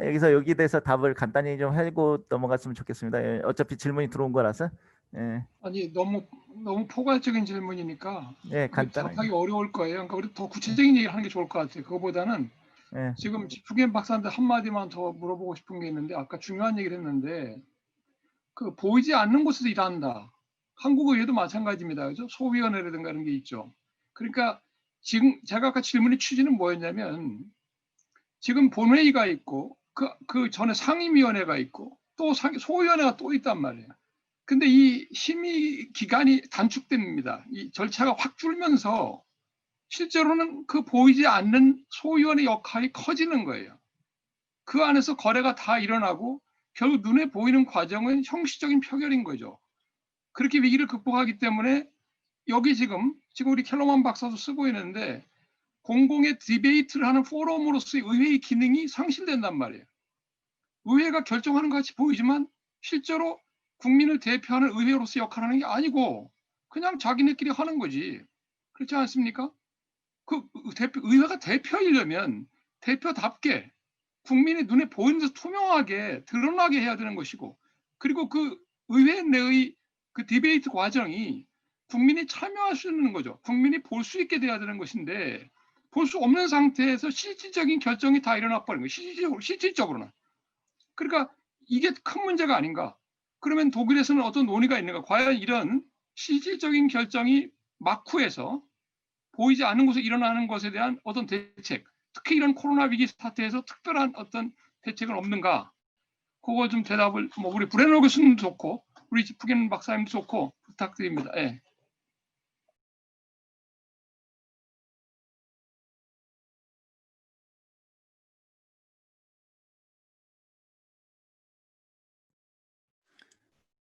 Ja, vielleicht steige ich kurz ein, wenn es. 네, 그러면 괜찮으시다면 제가 먼저 간략하게 답변을 드릴까 합니다. 굉장히 흥미로운 질문 두 가지가 있었는데요. 하나는 위원회 구조입니다. 말씀하신 것처럼 많은 부분에 있어서 사실 보이지 않는 곳에서 글쎄요. 보이지 않는 곳이라는 것이 결국은 대중이 보지 못하는 그곳에서 많은 논의가 이루어지고 있는데요.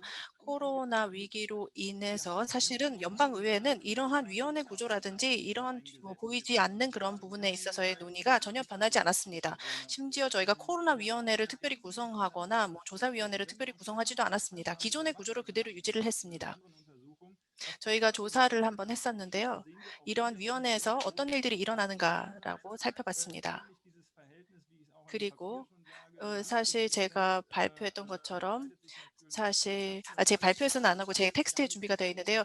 코로나와 관련된 주제는 사실 30% 정도밖에 되지 않았고요. 나머지 이제 주제들이 70%였습니다. 예를 들어서 가정 문제 를 다룹니다. 그런데 이제 가족 정책을 다루다 보면 이제 코로나라는 주제가 같이 끼어들어가게 되는 것이죠. 그다음에 이제 교육 분야를 다루는 위원회 같은 경우는 이제 갑자기 코로나와 관련된 교육 분야를 다루게 되는 것이죠. 이것이 사실은 어떻게 보면은 의회가 더 강화된다라고 볼 수 있는데요. 의회의 역할, 그다음에 의회가 가지는 의미, 국민의 대표를 하는 기관으로서의 그런 부분은 좀 더 강조가 돼야 되겠지만 실질적인 이런 활동을 하는 데 있어서는 변화가 없다라는 것입니다. 한편으로는 위원회가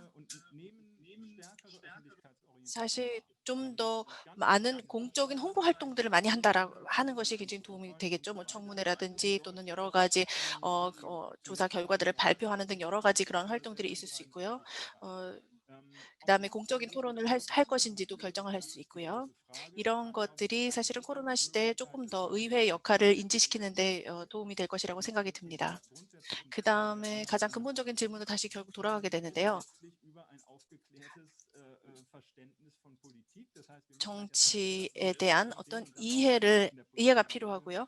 그다음에 정치 교육을 통해서 좀 더 이 부분을 알리는 작업이 필요할 것입니다. 그리고 정치 교육뿐만 아니라 정치인들 스스로도 이것을 국민에게 설명하고 홍보할 수 있는 그런 역량을 길러야 되지 않을까라고 생각을 합니다. 그다음에 직접적인 대표와 그다음에 국민 사이의 어떤 소통이 더 활발해져야 되는데 코로나 상황에서 다른 것들보다 바로 이 부분이 조금 더 제약을 받고 있다라고 이제 알려지고 있습니다. 네, 감사합니다. 지금 Q&A에 올라온 질문 보니까 또 이것도 지프겐 박사님께 질문 드리는 거라서 요건 잠깐 놔두고요. 너무 이게 오늘 발표하신 분이 네 분인데 지프겐 박사님께 너무 집중되는 것 같아서 좀 분산시키겠습니다. 사회자 재량으로. 자, 윤 교수님께서 말씀 한번 해보십시오. 예. 예.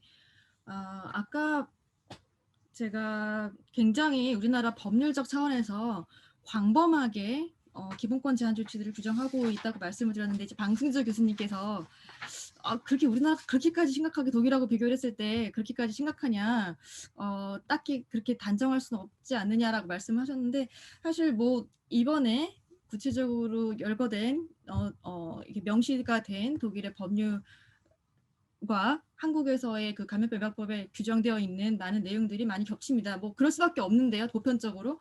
근데 이제 굉장히 특이하게 이제 본 거는 그러한 개개인에 대한 기본권 제한 조치뿐만 아니라 예컨대 뭐 강제 입원이라든가 감염병 의심자에 대한 막 정보 수집이라든가 아니면 시설 강제 격리라든가 뿐만 아니라 그런 것도 굉장히 강한데요. 그리고 그러니까 비교해서 말씀드리자면 게다가 감염병 유행 기간 동안에 여러 가지 시설들을 동원하거나 의료인들이라든가 물자, 시설, 공공시설들을 광범하게 이렇게 필요에 따라서 동원할 수 있도록 규정하는 등 세세하게 따져보면 굉장히 많이 규정하고 있어서 여러 가지 측면에서 제한이 많다 그런 말씀을 드렸습니다. 그리고 이건 그냥 가볍게 말씀을 드리자면 우리가 사실은 이 팬데믹 시절에 의회가 대체 무엇을 하고 있느냐에 대한 인식이 굉장히 막 의심이라든가 아니면은 국민들이 이제 불만이 있을 수 있고 그렇다는 부분에 대해서 계속 말씀하셨는데 제가 재밌게도 최근에 독일 연방의회 사이트에 가보니까 거기에 이제 코로나 관련한 어떤 법률이라든가 어떠한 내용들에 대한 논의가 있었는지 찾아보고 싶어서 검색을 하다가 밑에 보니까 검색하는 창에 그냥 코로나 관련한 법률이나 무슨 결정 사항에 대해서 찾아볼 수 있느냐고 검색어를 입력을 했어요. 독수리 모양이 있었는데 또 입력을 하니까 관련한 위원회의 논의 상황이라든가 아니면 법률이 쫙 소트가 돼서 나오는 거예요. 굉장히 명시적으로. 그래서 제가 재밌어서 대한민국 국회 사이트에 가봤습니다. 왜냐하면은 한국에 이 코로나 상황에서 질병관리본부라든가 아니면 청와대라든가 정부에서는 굉장히 국민들하고 소통 노력을 되게 많이 하고 있습니다. 명시적으로 어떤 막 카드 뉴스를 만든다든가 홍보도 많이 하고 어떤 정책을 하고 있다는 말씀을 많이 그런 홍보를 많이 하고 있는데 국민들이 많이 알 수 있죠. 많은 정보들을. 근데 대한민국 국회에서는 전 솔직히 가보면은 따로 이렇게 항목이 있을 줄 알았는데 그런 부분이 안 나타나 있더라고요. 검색을 해도 어떤 코로나 관련한 의안이라든가 사실 감염병 예방법 같은 그런 법률뿐만 아니라 아까 지프켄 교수님께서 말씀하셨던 것처럼 교육 관련해서도 아니면 뭐 다양한 부분에서 코로나 관련한 내용이 들어갈 수 있지 않습니까? 그런 것들이 좀 소트가 되고 또 주요 법률들도 국민들이 알 수 있도록 국회가 이거 관련해서 무슨 결정을 하고 있는지 알 수 있도록 조금 이렇게 노력을 하는 것이 좀 우리도 필요하지 않을까 그런 생각을 한번 해봤습니다. 예, 저는 그럼 다음 다시 말씀드리겠습니다. 예. 지금 상황에서 지금 보니까 질문이 하나 더 들어왔는데 이건 방금 전에 말씀을 마친 우리 윤정인 교수님께 대한 질문이라서 먼저 번에 들어온 우리 지프켄 박사님께 들어온 질문부터 할까요? 그러면 뭐가 들어왔냐면 그 과학과 정치에 관한 관계에 대한 질문입니다. 그래서 이 질문하신 분의 입장은 지금 이 코로나 위기로 인해서 과학의 역할의 중요성이 훨씬 더 커졌지 않느냐. 그러면 과학에 기반한 정책 수립의 중요성이 훨씬 더 크지 않느냐라는 질문을 하고 계십니다. 이 부분에 대해서 한번 답변을 부탁드리겠습니다.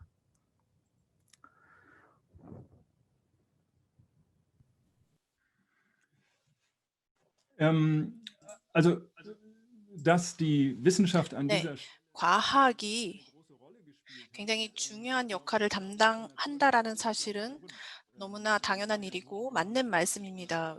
굉장히 심각한 전염병 상황 속에서 과학계가 적극적인 역할을 해야만 했었습니다. 그리고 명확한 답을 찾기 위해 노력을 해야 하는 상황이고요. 과연 이것이 의회에서부터 의회의 역할이 약화되는 것은 아닌가라는 질문들을 많이 하시는데요. 저도 사실 이 부분에 대해서는 저도 조금은 우려하거나 걱정하는 부분이 있었습니다. 제가 과학과 정치의 관계에 대해서 발표 때 언급했던 이유는 과연 이것이 어떻게 표현되었느냐라는 문제를 다루기 위해서입니다.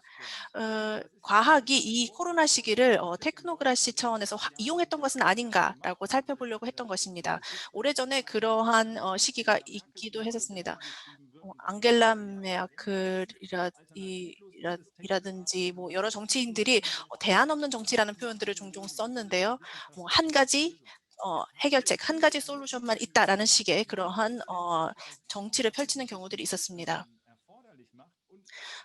지금 이 상황은 굉장히 과학적인 어떤 논거들이 필요한 그런 상황입니다.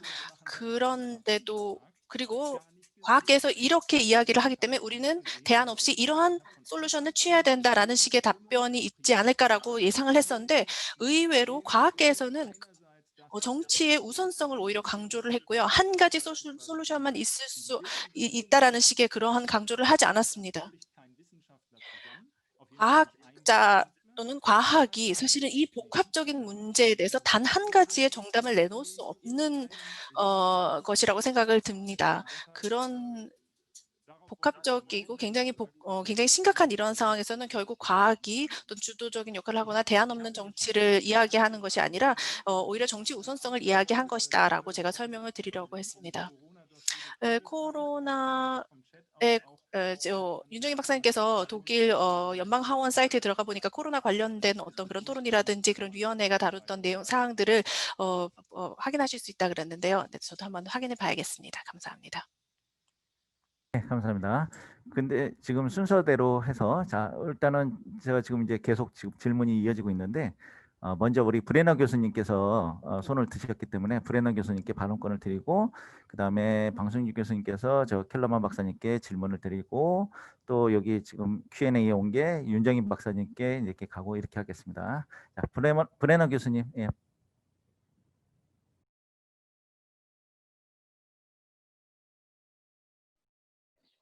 Ja, vielen Dank, Herr Vorsitzender. Ich habe 예, 사회자님 이렇게 기회를 주셔서 감사합니다. 제가 이미 사실 질문도 있고 답변도 있고 한 가지 코멘트도 하고 싶습니다. 김선택 교수님에게 질문에 대해서 저도 코멘트를 하고 싶은데요. 여당의 역할에 대해서 말씀하신 바가 있습니다. 독일에서는 사실상 어떻게 보면 일하는 국회라는 그러한 일하는 의회라는 그러한 것이 있습니다. 영국의 의회는 좀 다르죠. 사실상 여당이라고 하는 것은 확실히 의원회에서 굉장히 어떤 가시화가 된다고 할 수가 있습니다. 그래서 정말 그 영국의 하원하고는 완전히 그게 다르죠. 집켄 교수님께서 말씀하셨죠. 말씀하신 것처럼 굉장히 많은 법령의 결정들이 행정부에 의해서 좀 정지가 된 것이 있었다고 들었습니다.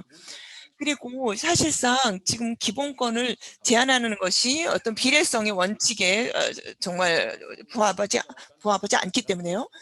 그런데 이렇게 많은 결정들이 있었지만 행정권에 대한 어떤 신뢰를 잃어버렸기 때문에 그런 일이 일어나지 않았을까요? 왜냐하면 굉장히 많은 부분을 사실상 행정부에서 그들의 어떤 역할에 대해서 자신의 어떤 역할을 좀 더 주장하기 위한 그런 역할이 있었다고 생각합니다. 윤정현 교수님께서 말씀하신 부분에 대해서 말씀하셨는데요. 민주주의의 원칙에 대해서 발표해 주셨죠. 제가 코멘트하고 싶은 부분은 무엇보다도 독일의 그 기민당은 굉장히 오래전부터 위원장을 지금 위임하려고 노력하고 있어 왔었습니다. 특히 정당에 관련해서 민주주의의 역할을 부합을 해서 어떤 위원장을 선출한 다음에 위로 올려보내는 말하자면 그런 역할을 해야 되는데요. 지금 코로나 때문에 어려움을 겪고 있습니다. 그들의 그런 계획이요.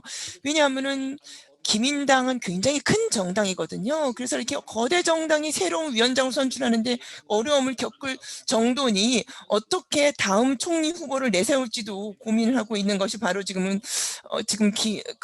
기민당의 지금 상황입니다. 그렇게 말씀드리고 싶은 것은 정당에 있어서 지금 예를 들어서 21조에도 이것이 똑같이 해당이 되는데요. 만약에 기민당이 예를 들어서 1월 달에 전당대회를 통해서 이런 것을 해결을 하려고는 한다고는 하지만 어떻게 정말 제대로 모든 이들이 만족할 만한 그런 정말 몇천 명이 모이는 전당대회를 열 수가 없기 때문에 이것을 온라인으로 진행할 수밖에 없는데 굉장히 모두 다 어려움을 겪을 것을 예상을 하고 있습니다.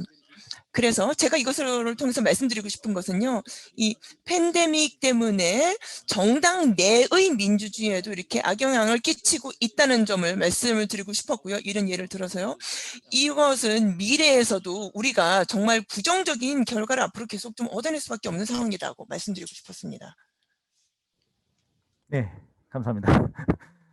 말씀을 청하고 또 재촉하는 이 아주 사회자 역할이 참 이 고약한 역할 같습니다. 저는 이제 다시는 이거 안 할 것 같습니다. 그래서 이제는 이 피켓도 이제 못 들겠고, 자 그러면 이제 방승주 교수님께서 켈러만 박사님께 이제 질문을 드리시는데 Q&A 중에 켈러만 박사님께 들어온 질문도 있습니다. 그래서 방승주 교수님께서 질문하시고 저도 이걸 같이 읽어드리겠습니다. 그러면 켈러만 박사님께서 한꺼번에 답을 하시고, 그 다음에 이제 윤정인 박사님 하시고, 그럼 얼추 이제 거의 끝날 때 된 것 같습니다. 예.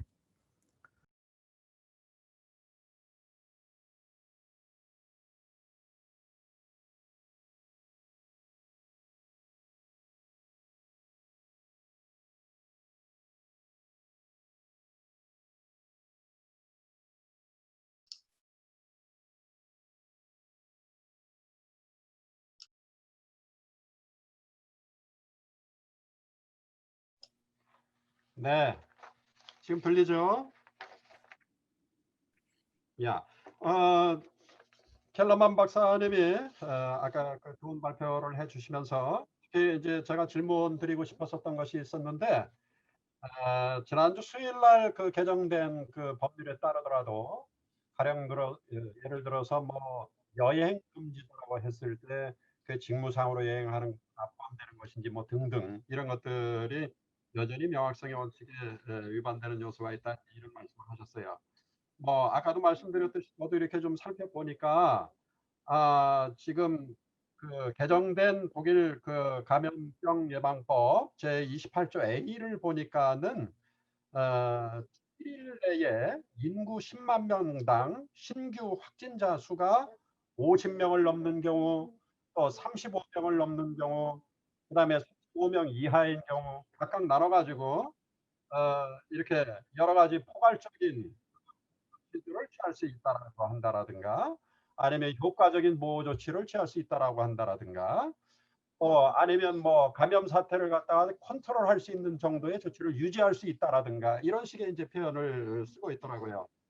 제 생각에도 이제 이런 것들이 좀 약간 불명확한 부분들도 있을 것 같긴 한데, 이러한 내용들 우리 한국하고 좀 비교를 해보면은 사실상 우리 한국도 지난 어제서부터 서울과 호남 지역에는 방역 단계가 2단계로 격상이 됐어요. 2단계로 격상이 됐다라고 하는 것은 1.5단계보다도 훨씬 더 높아서 구체적으로 이제 입학도 금지가 되고 식사도 금지가 되고 뭐 하는 여러 가지 9시 이후에는 음식도 팔지 못하고 테이크아웃만 되고 이런 등등의 조치들이 취해집니다. 근데 우리는 이러한 내용들이 법률에 들어가 있지는 않거든요. 근데 독일의 경우는 우리의 경우에 상당히 좀 고시나 시행 규칙 정도로 아니면 그 행정명령 정도로 이제 그 이렇게 명령을 내릴 만한 내용들을 감염예방법 28A조에 이제 자세하게 이제 규정을 했던데, 이런 것들이 명확성의 원칙에 위반된다라고 할 수 있을 것인지 이런 정도로 상세하게 이렇게 이제 규정을 했는데, 그 질문을 좀 먼저 드리고 싶습니다. 네, 그 이어서 이제 같이 질문 드리겠습니다. 예, 이어서 질문 드릴게요. 지금 여기 올라온 질문은 뭐냐면 그 독일에서의 그 의회의 심의 기능, 그다음에 일반 조항 제정 기능을 강조해 주셨는데 그 한국 대통령제를 취하고 있는 한국에서도 이런 기능들이 강화될 수 있는 방법이 있겠느냐라는 질문입니다. 이게 지금 켈러만 박사님께서 답을 하실 수 있는 질문인지 모르겠습니다만은 일단은 가능한 범위 내에서 답변을 해주시기를 바라겠습니다. 예.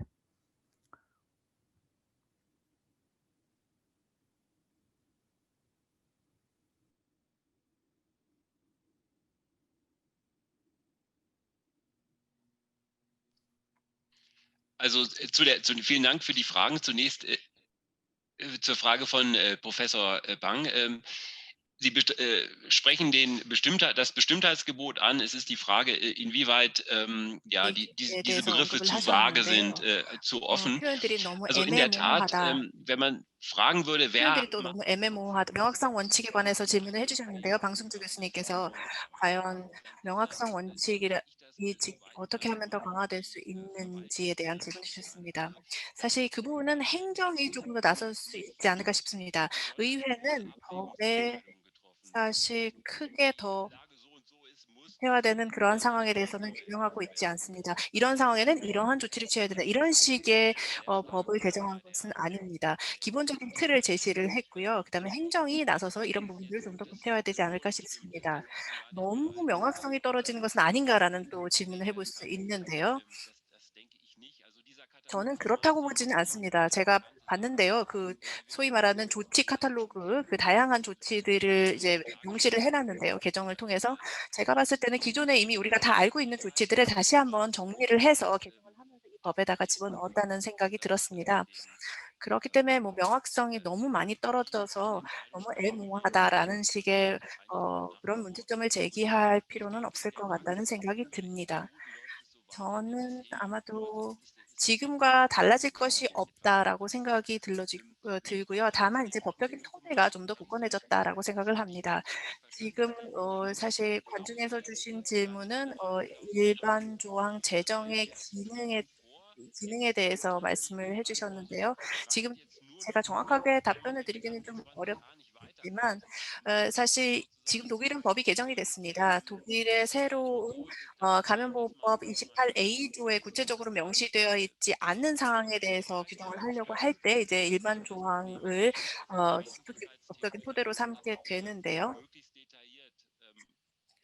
그래서 사실 기본권 제한이 클수록 그 법적인 근거가 더 탄탄해야 됩니다. 그런 의미에서 이런 일반 조항보다는 좀 더 구체화된 개정된 법을 사용을 하게 되는 것인데요. 그리고 법원의 판결들이라든지 뭐 이런 것들을 보면 사실 이런 부분들이 확인이 됩니다. 그리고 행정도 좀 더 구체화된 이러한 법을 통해서 조금 더 힘을 얻었다라고 할 수 있을 것 같습니다. 네, 감사합니다. 여기 Q&A 올라온 거 마지막으로 윤정인 교수님께 잠깐 질문 드리고 그다음에 카이저 교수님께서 마지막 질문할 수 있는 기회를 드리겠습니다. 지금 윤정인 교수님께 여기 지금 질문 들어온 거는 한국 대통령제 하에서 야당 및 의회의 역할이 강화될 수 있는 방법은 무엇이 있을까요? 라는 질문입니다. 그래서 이거는 좀 간단하게 시간이 이미 오버됐으니까 간단하게 답변 부탁드립니다. 예, 간단하게 말씀드리겠습니다. 일단 독일과 다른 우리나라의 정부 형태의 특징이 대통령제고 대통령이 굉장히 강하고 의회가 약하다고 말씀을 드렸습니다. 그래서 어쩔 수 없이 이제 여당은 대통령 정부의 운영을 이렇게 지지하고 거의 뭐 견제라기보다는 서포트하는 입장에 가까운데요. 이제 우리는 이제 선거 결과에 따라서 국회 구성이 여당이 다수, 야당이 그 밖에 정당들이 소수가 되는 여대 야소형과 구성이 될 수도 있습니다. 그럴 때는 진짜 방금 말씀드린 것처럼 의회가 거의 뭐 정부를 견제하거나 통제하는 기능을 기대할 수가 없고 심지어 이제 야당이 굉장히 기능이 축소가 되게 됩니다. 그럴 때 이제 우리가 필요한 것은 야당이라든가 아니면 의회 기능이 제대로 하기 위해서는 소수파의 참여라든가 그들의 의사가 반영될 수 있는 구조를 어떻게 해서라도 그들이 단지 소수라고 해서 외면되는 게 당연한 게 아니라 왜냐하면 다수와 소수가 있다 하더라도 다수파와 소수파가 정당 내 아니 의회 내에 있다고 하더라도 그들이 대표하는 국민들은 분명히 있다는 것입니다. 그렇기 때문에 그것을 인지하고 서로 협의를 통해서 문제를 의사를 결정할 수 있도록 해야 될 것이고 이제 반면에 이제 여소야대 즉 여당이 작은 의석을 차지하고 야당이 거대 의석을 차지하게 되는 경우가 있습니다. 이럴 때는 정말 말 그대로 폴리티컬 데드락 같은 경우가 생길 수 있습니다. 정말 막 결정이 거의 안 되고 야당은 반대만 하고 아무것도 의사결정이 되지 않고 이런 위기 상황에서 굉장히 어렵겠죠. 근데 제가 재밌는 것은 지금 여러 교수님들께서 독일의 의회가 이제 일하는 국회다, 말하는 국회로서의 기능도 필요하다. 또 브레너 교수님께서 우리는 UK처럼 그런 말하는 국회라기보단 일하는 국회다라고 말씀하셨는데 우리가 여소야대 현상이 있을 때는 거의 싸우는 국회 같은 현상을 보게 됩니다. 그래서 우리가 이러하게 되지 않게 좀 더 생산성 있게 논의를 이어갈 수 있도록 제도적으로나 또 정치 문화, 의회 문화에 비제도적인 어떤 개선이 필요하다고 생각을 합니다. 근데 제가 지금 그래서 지금 제 답변 이 정도로 드리고 사실 이제 질문 드리고 싶은 사항이 하나 있습니다. 카이저 교수님한테. 왜냐하면은 이런 예외적인 상황에 대해서 굉장히 많은 고민들을 많이 해보셨기 때문에 저는 그리고 최근에 이제 아시아 퍼시픽 지역에서의 다른 전문가들과 함께 이 코로나 대응 조치에 대한 비교법적인 토론을 한 적이 있었습니다.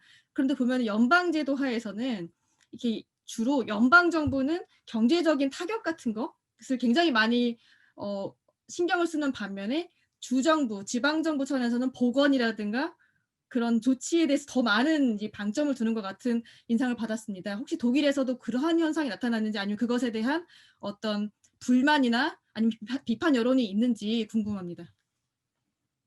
예, 잠깐만요. 예, 거기 이어서 우리 김선택 교수님께서 카이저 교수님께 질문하실 거를 같이 묶어서 카이저 교수님 답변하실 수 있는 기회를 드리겠습니다. 김선택 교수님 질문 부탁드립니다. 이제 그 학술의 시간이 얼마 안 남아서 그런데 제가 꼭 듣고 싶은 게 있는데요. 우리 카이저 교수님이 쓰신 그 하빌리타션 스리프트에 보면 그 아우스나메 페어파승스레히트를 쓰셨는데 그 예외 헌법론 거기 재밌는 말이 나옵니다. 소극적 예외 헌법이라는 아주 재밌는 말을 만드셨어요. 네가티비스 아우스나메 페어파승스레히트. 지금 이런 위기 상황을 우리가 접하고 보니까 이 어떠한 예외 상황에서도 양보할 수 없는 중요한 가치를 헌법이 이렇게 보류하고 있다면 그 가치는 과연 무엇인가? 이걸 한번 여기서 우리 한국에 듣는 분도 많이 있으니까 한국과 독일의 많은 젊은 사람들이 보고 있으니까 그분들에게 한번 이걸 설명해 주시면 굉장히 유익하겠다 이런 생각이 듭니다.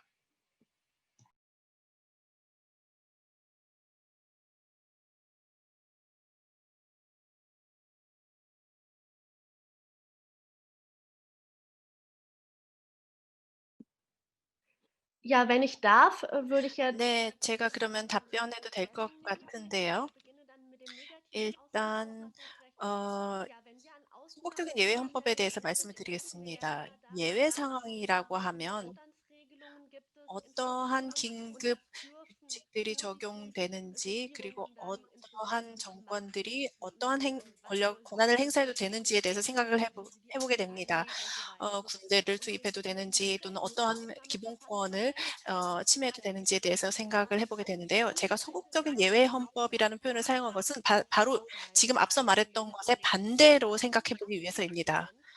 과연 정부나 의회가 아무리 긴급 상황이라고 해도 절대로 넘어서는 안 되는 선은 어디인가? 그리고 어떠한 기본권은 아무리 위급한 상황이라도 절대로 사수해야 하는가라고 생각해 보기 위해서 제가 소극적인 예외 헌법이라는 말을 사용을 했습니다. 인간의 존엄성이라는 가치, 이런 것들이 아마도 소극적인 예외 헌법에서 반드시 지켜야 될 그런 가치라고 생각을 합니다. 제가 이러한 표현을 쓰면서 인간의 불가침한 기본권으로서 인간의 존엄성을 이야기했는데요. 인간의 존엄성이라는 것은 바이마르 헌법에서도 이미 토론이 됐던 그런 부분입니다.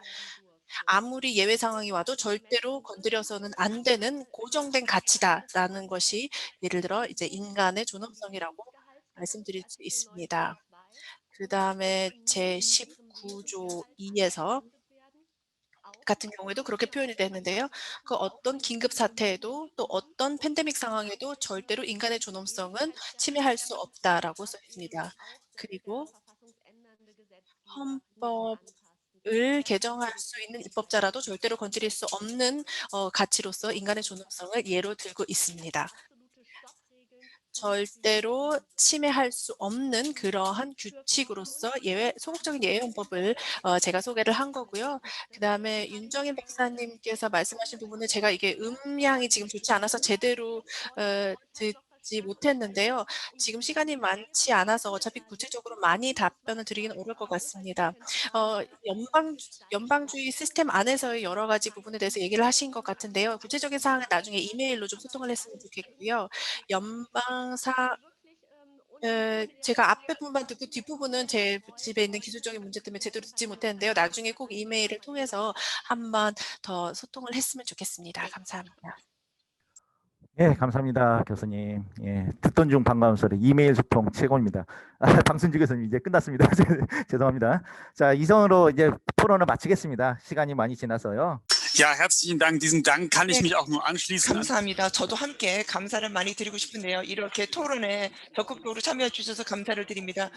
여러분께서 무엇보다도 함께 참여해 주신 분들, 그리고 또 함께 회의를 들어서 같이 이제 참여해 주시고 질문해 주시고 이런 부분에 있어서 굉장히 감사를 드리는 바입니다.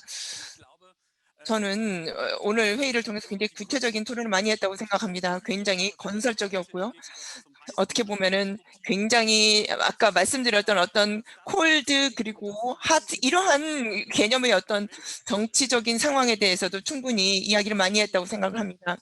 사실 민주주의라고 하는 것은 우리가 어떨 때는 서로 다른 의견도 갖고 있다 하더라도 제대로 된 의견과 제대로 된 질문을 던진다면은 서로 함께 소통하고 화합을 이룰 수 있다고 생각을 합니다. 이런 화상회의뿐만이 아니라 이메일 등 또 다른 소통의 그런 수단이 많다고 생각하기 때문에 이렇게 짧은 시간임에도 불구하고 우리가 충분히 소통을 가지고 부족한 부분은 다른 수단을 통해서 소통을 하면 된다고 생각을 합니다. 지금 우리가 지금 화면에 보이는 그 참여자뿐만이 아니라 화면에 보이지 않는 참여자, 그리고 화면에 보이지 않는 또 다른 존재가 있죠. 통역사들이 있는데요. 이런 모든 분들이 함께 해주셔서 이러한 회의가 가능했었다고 생각을 합니다. 또 오늘 이 자리에 보이지 않더라도 계속 우리의 회의를 계속 들으면서 참여해 주신 다른 참여자분들께도 감사를 드리는 바입니다. 감사합니다.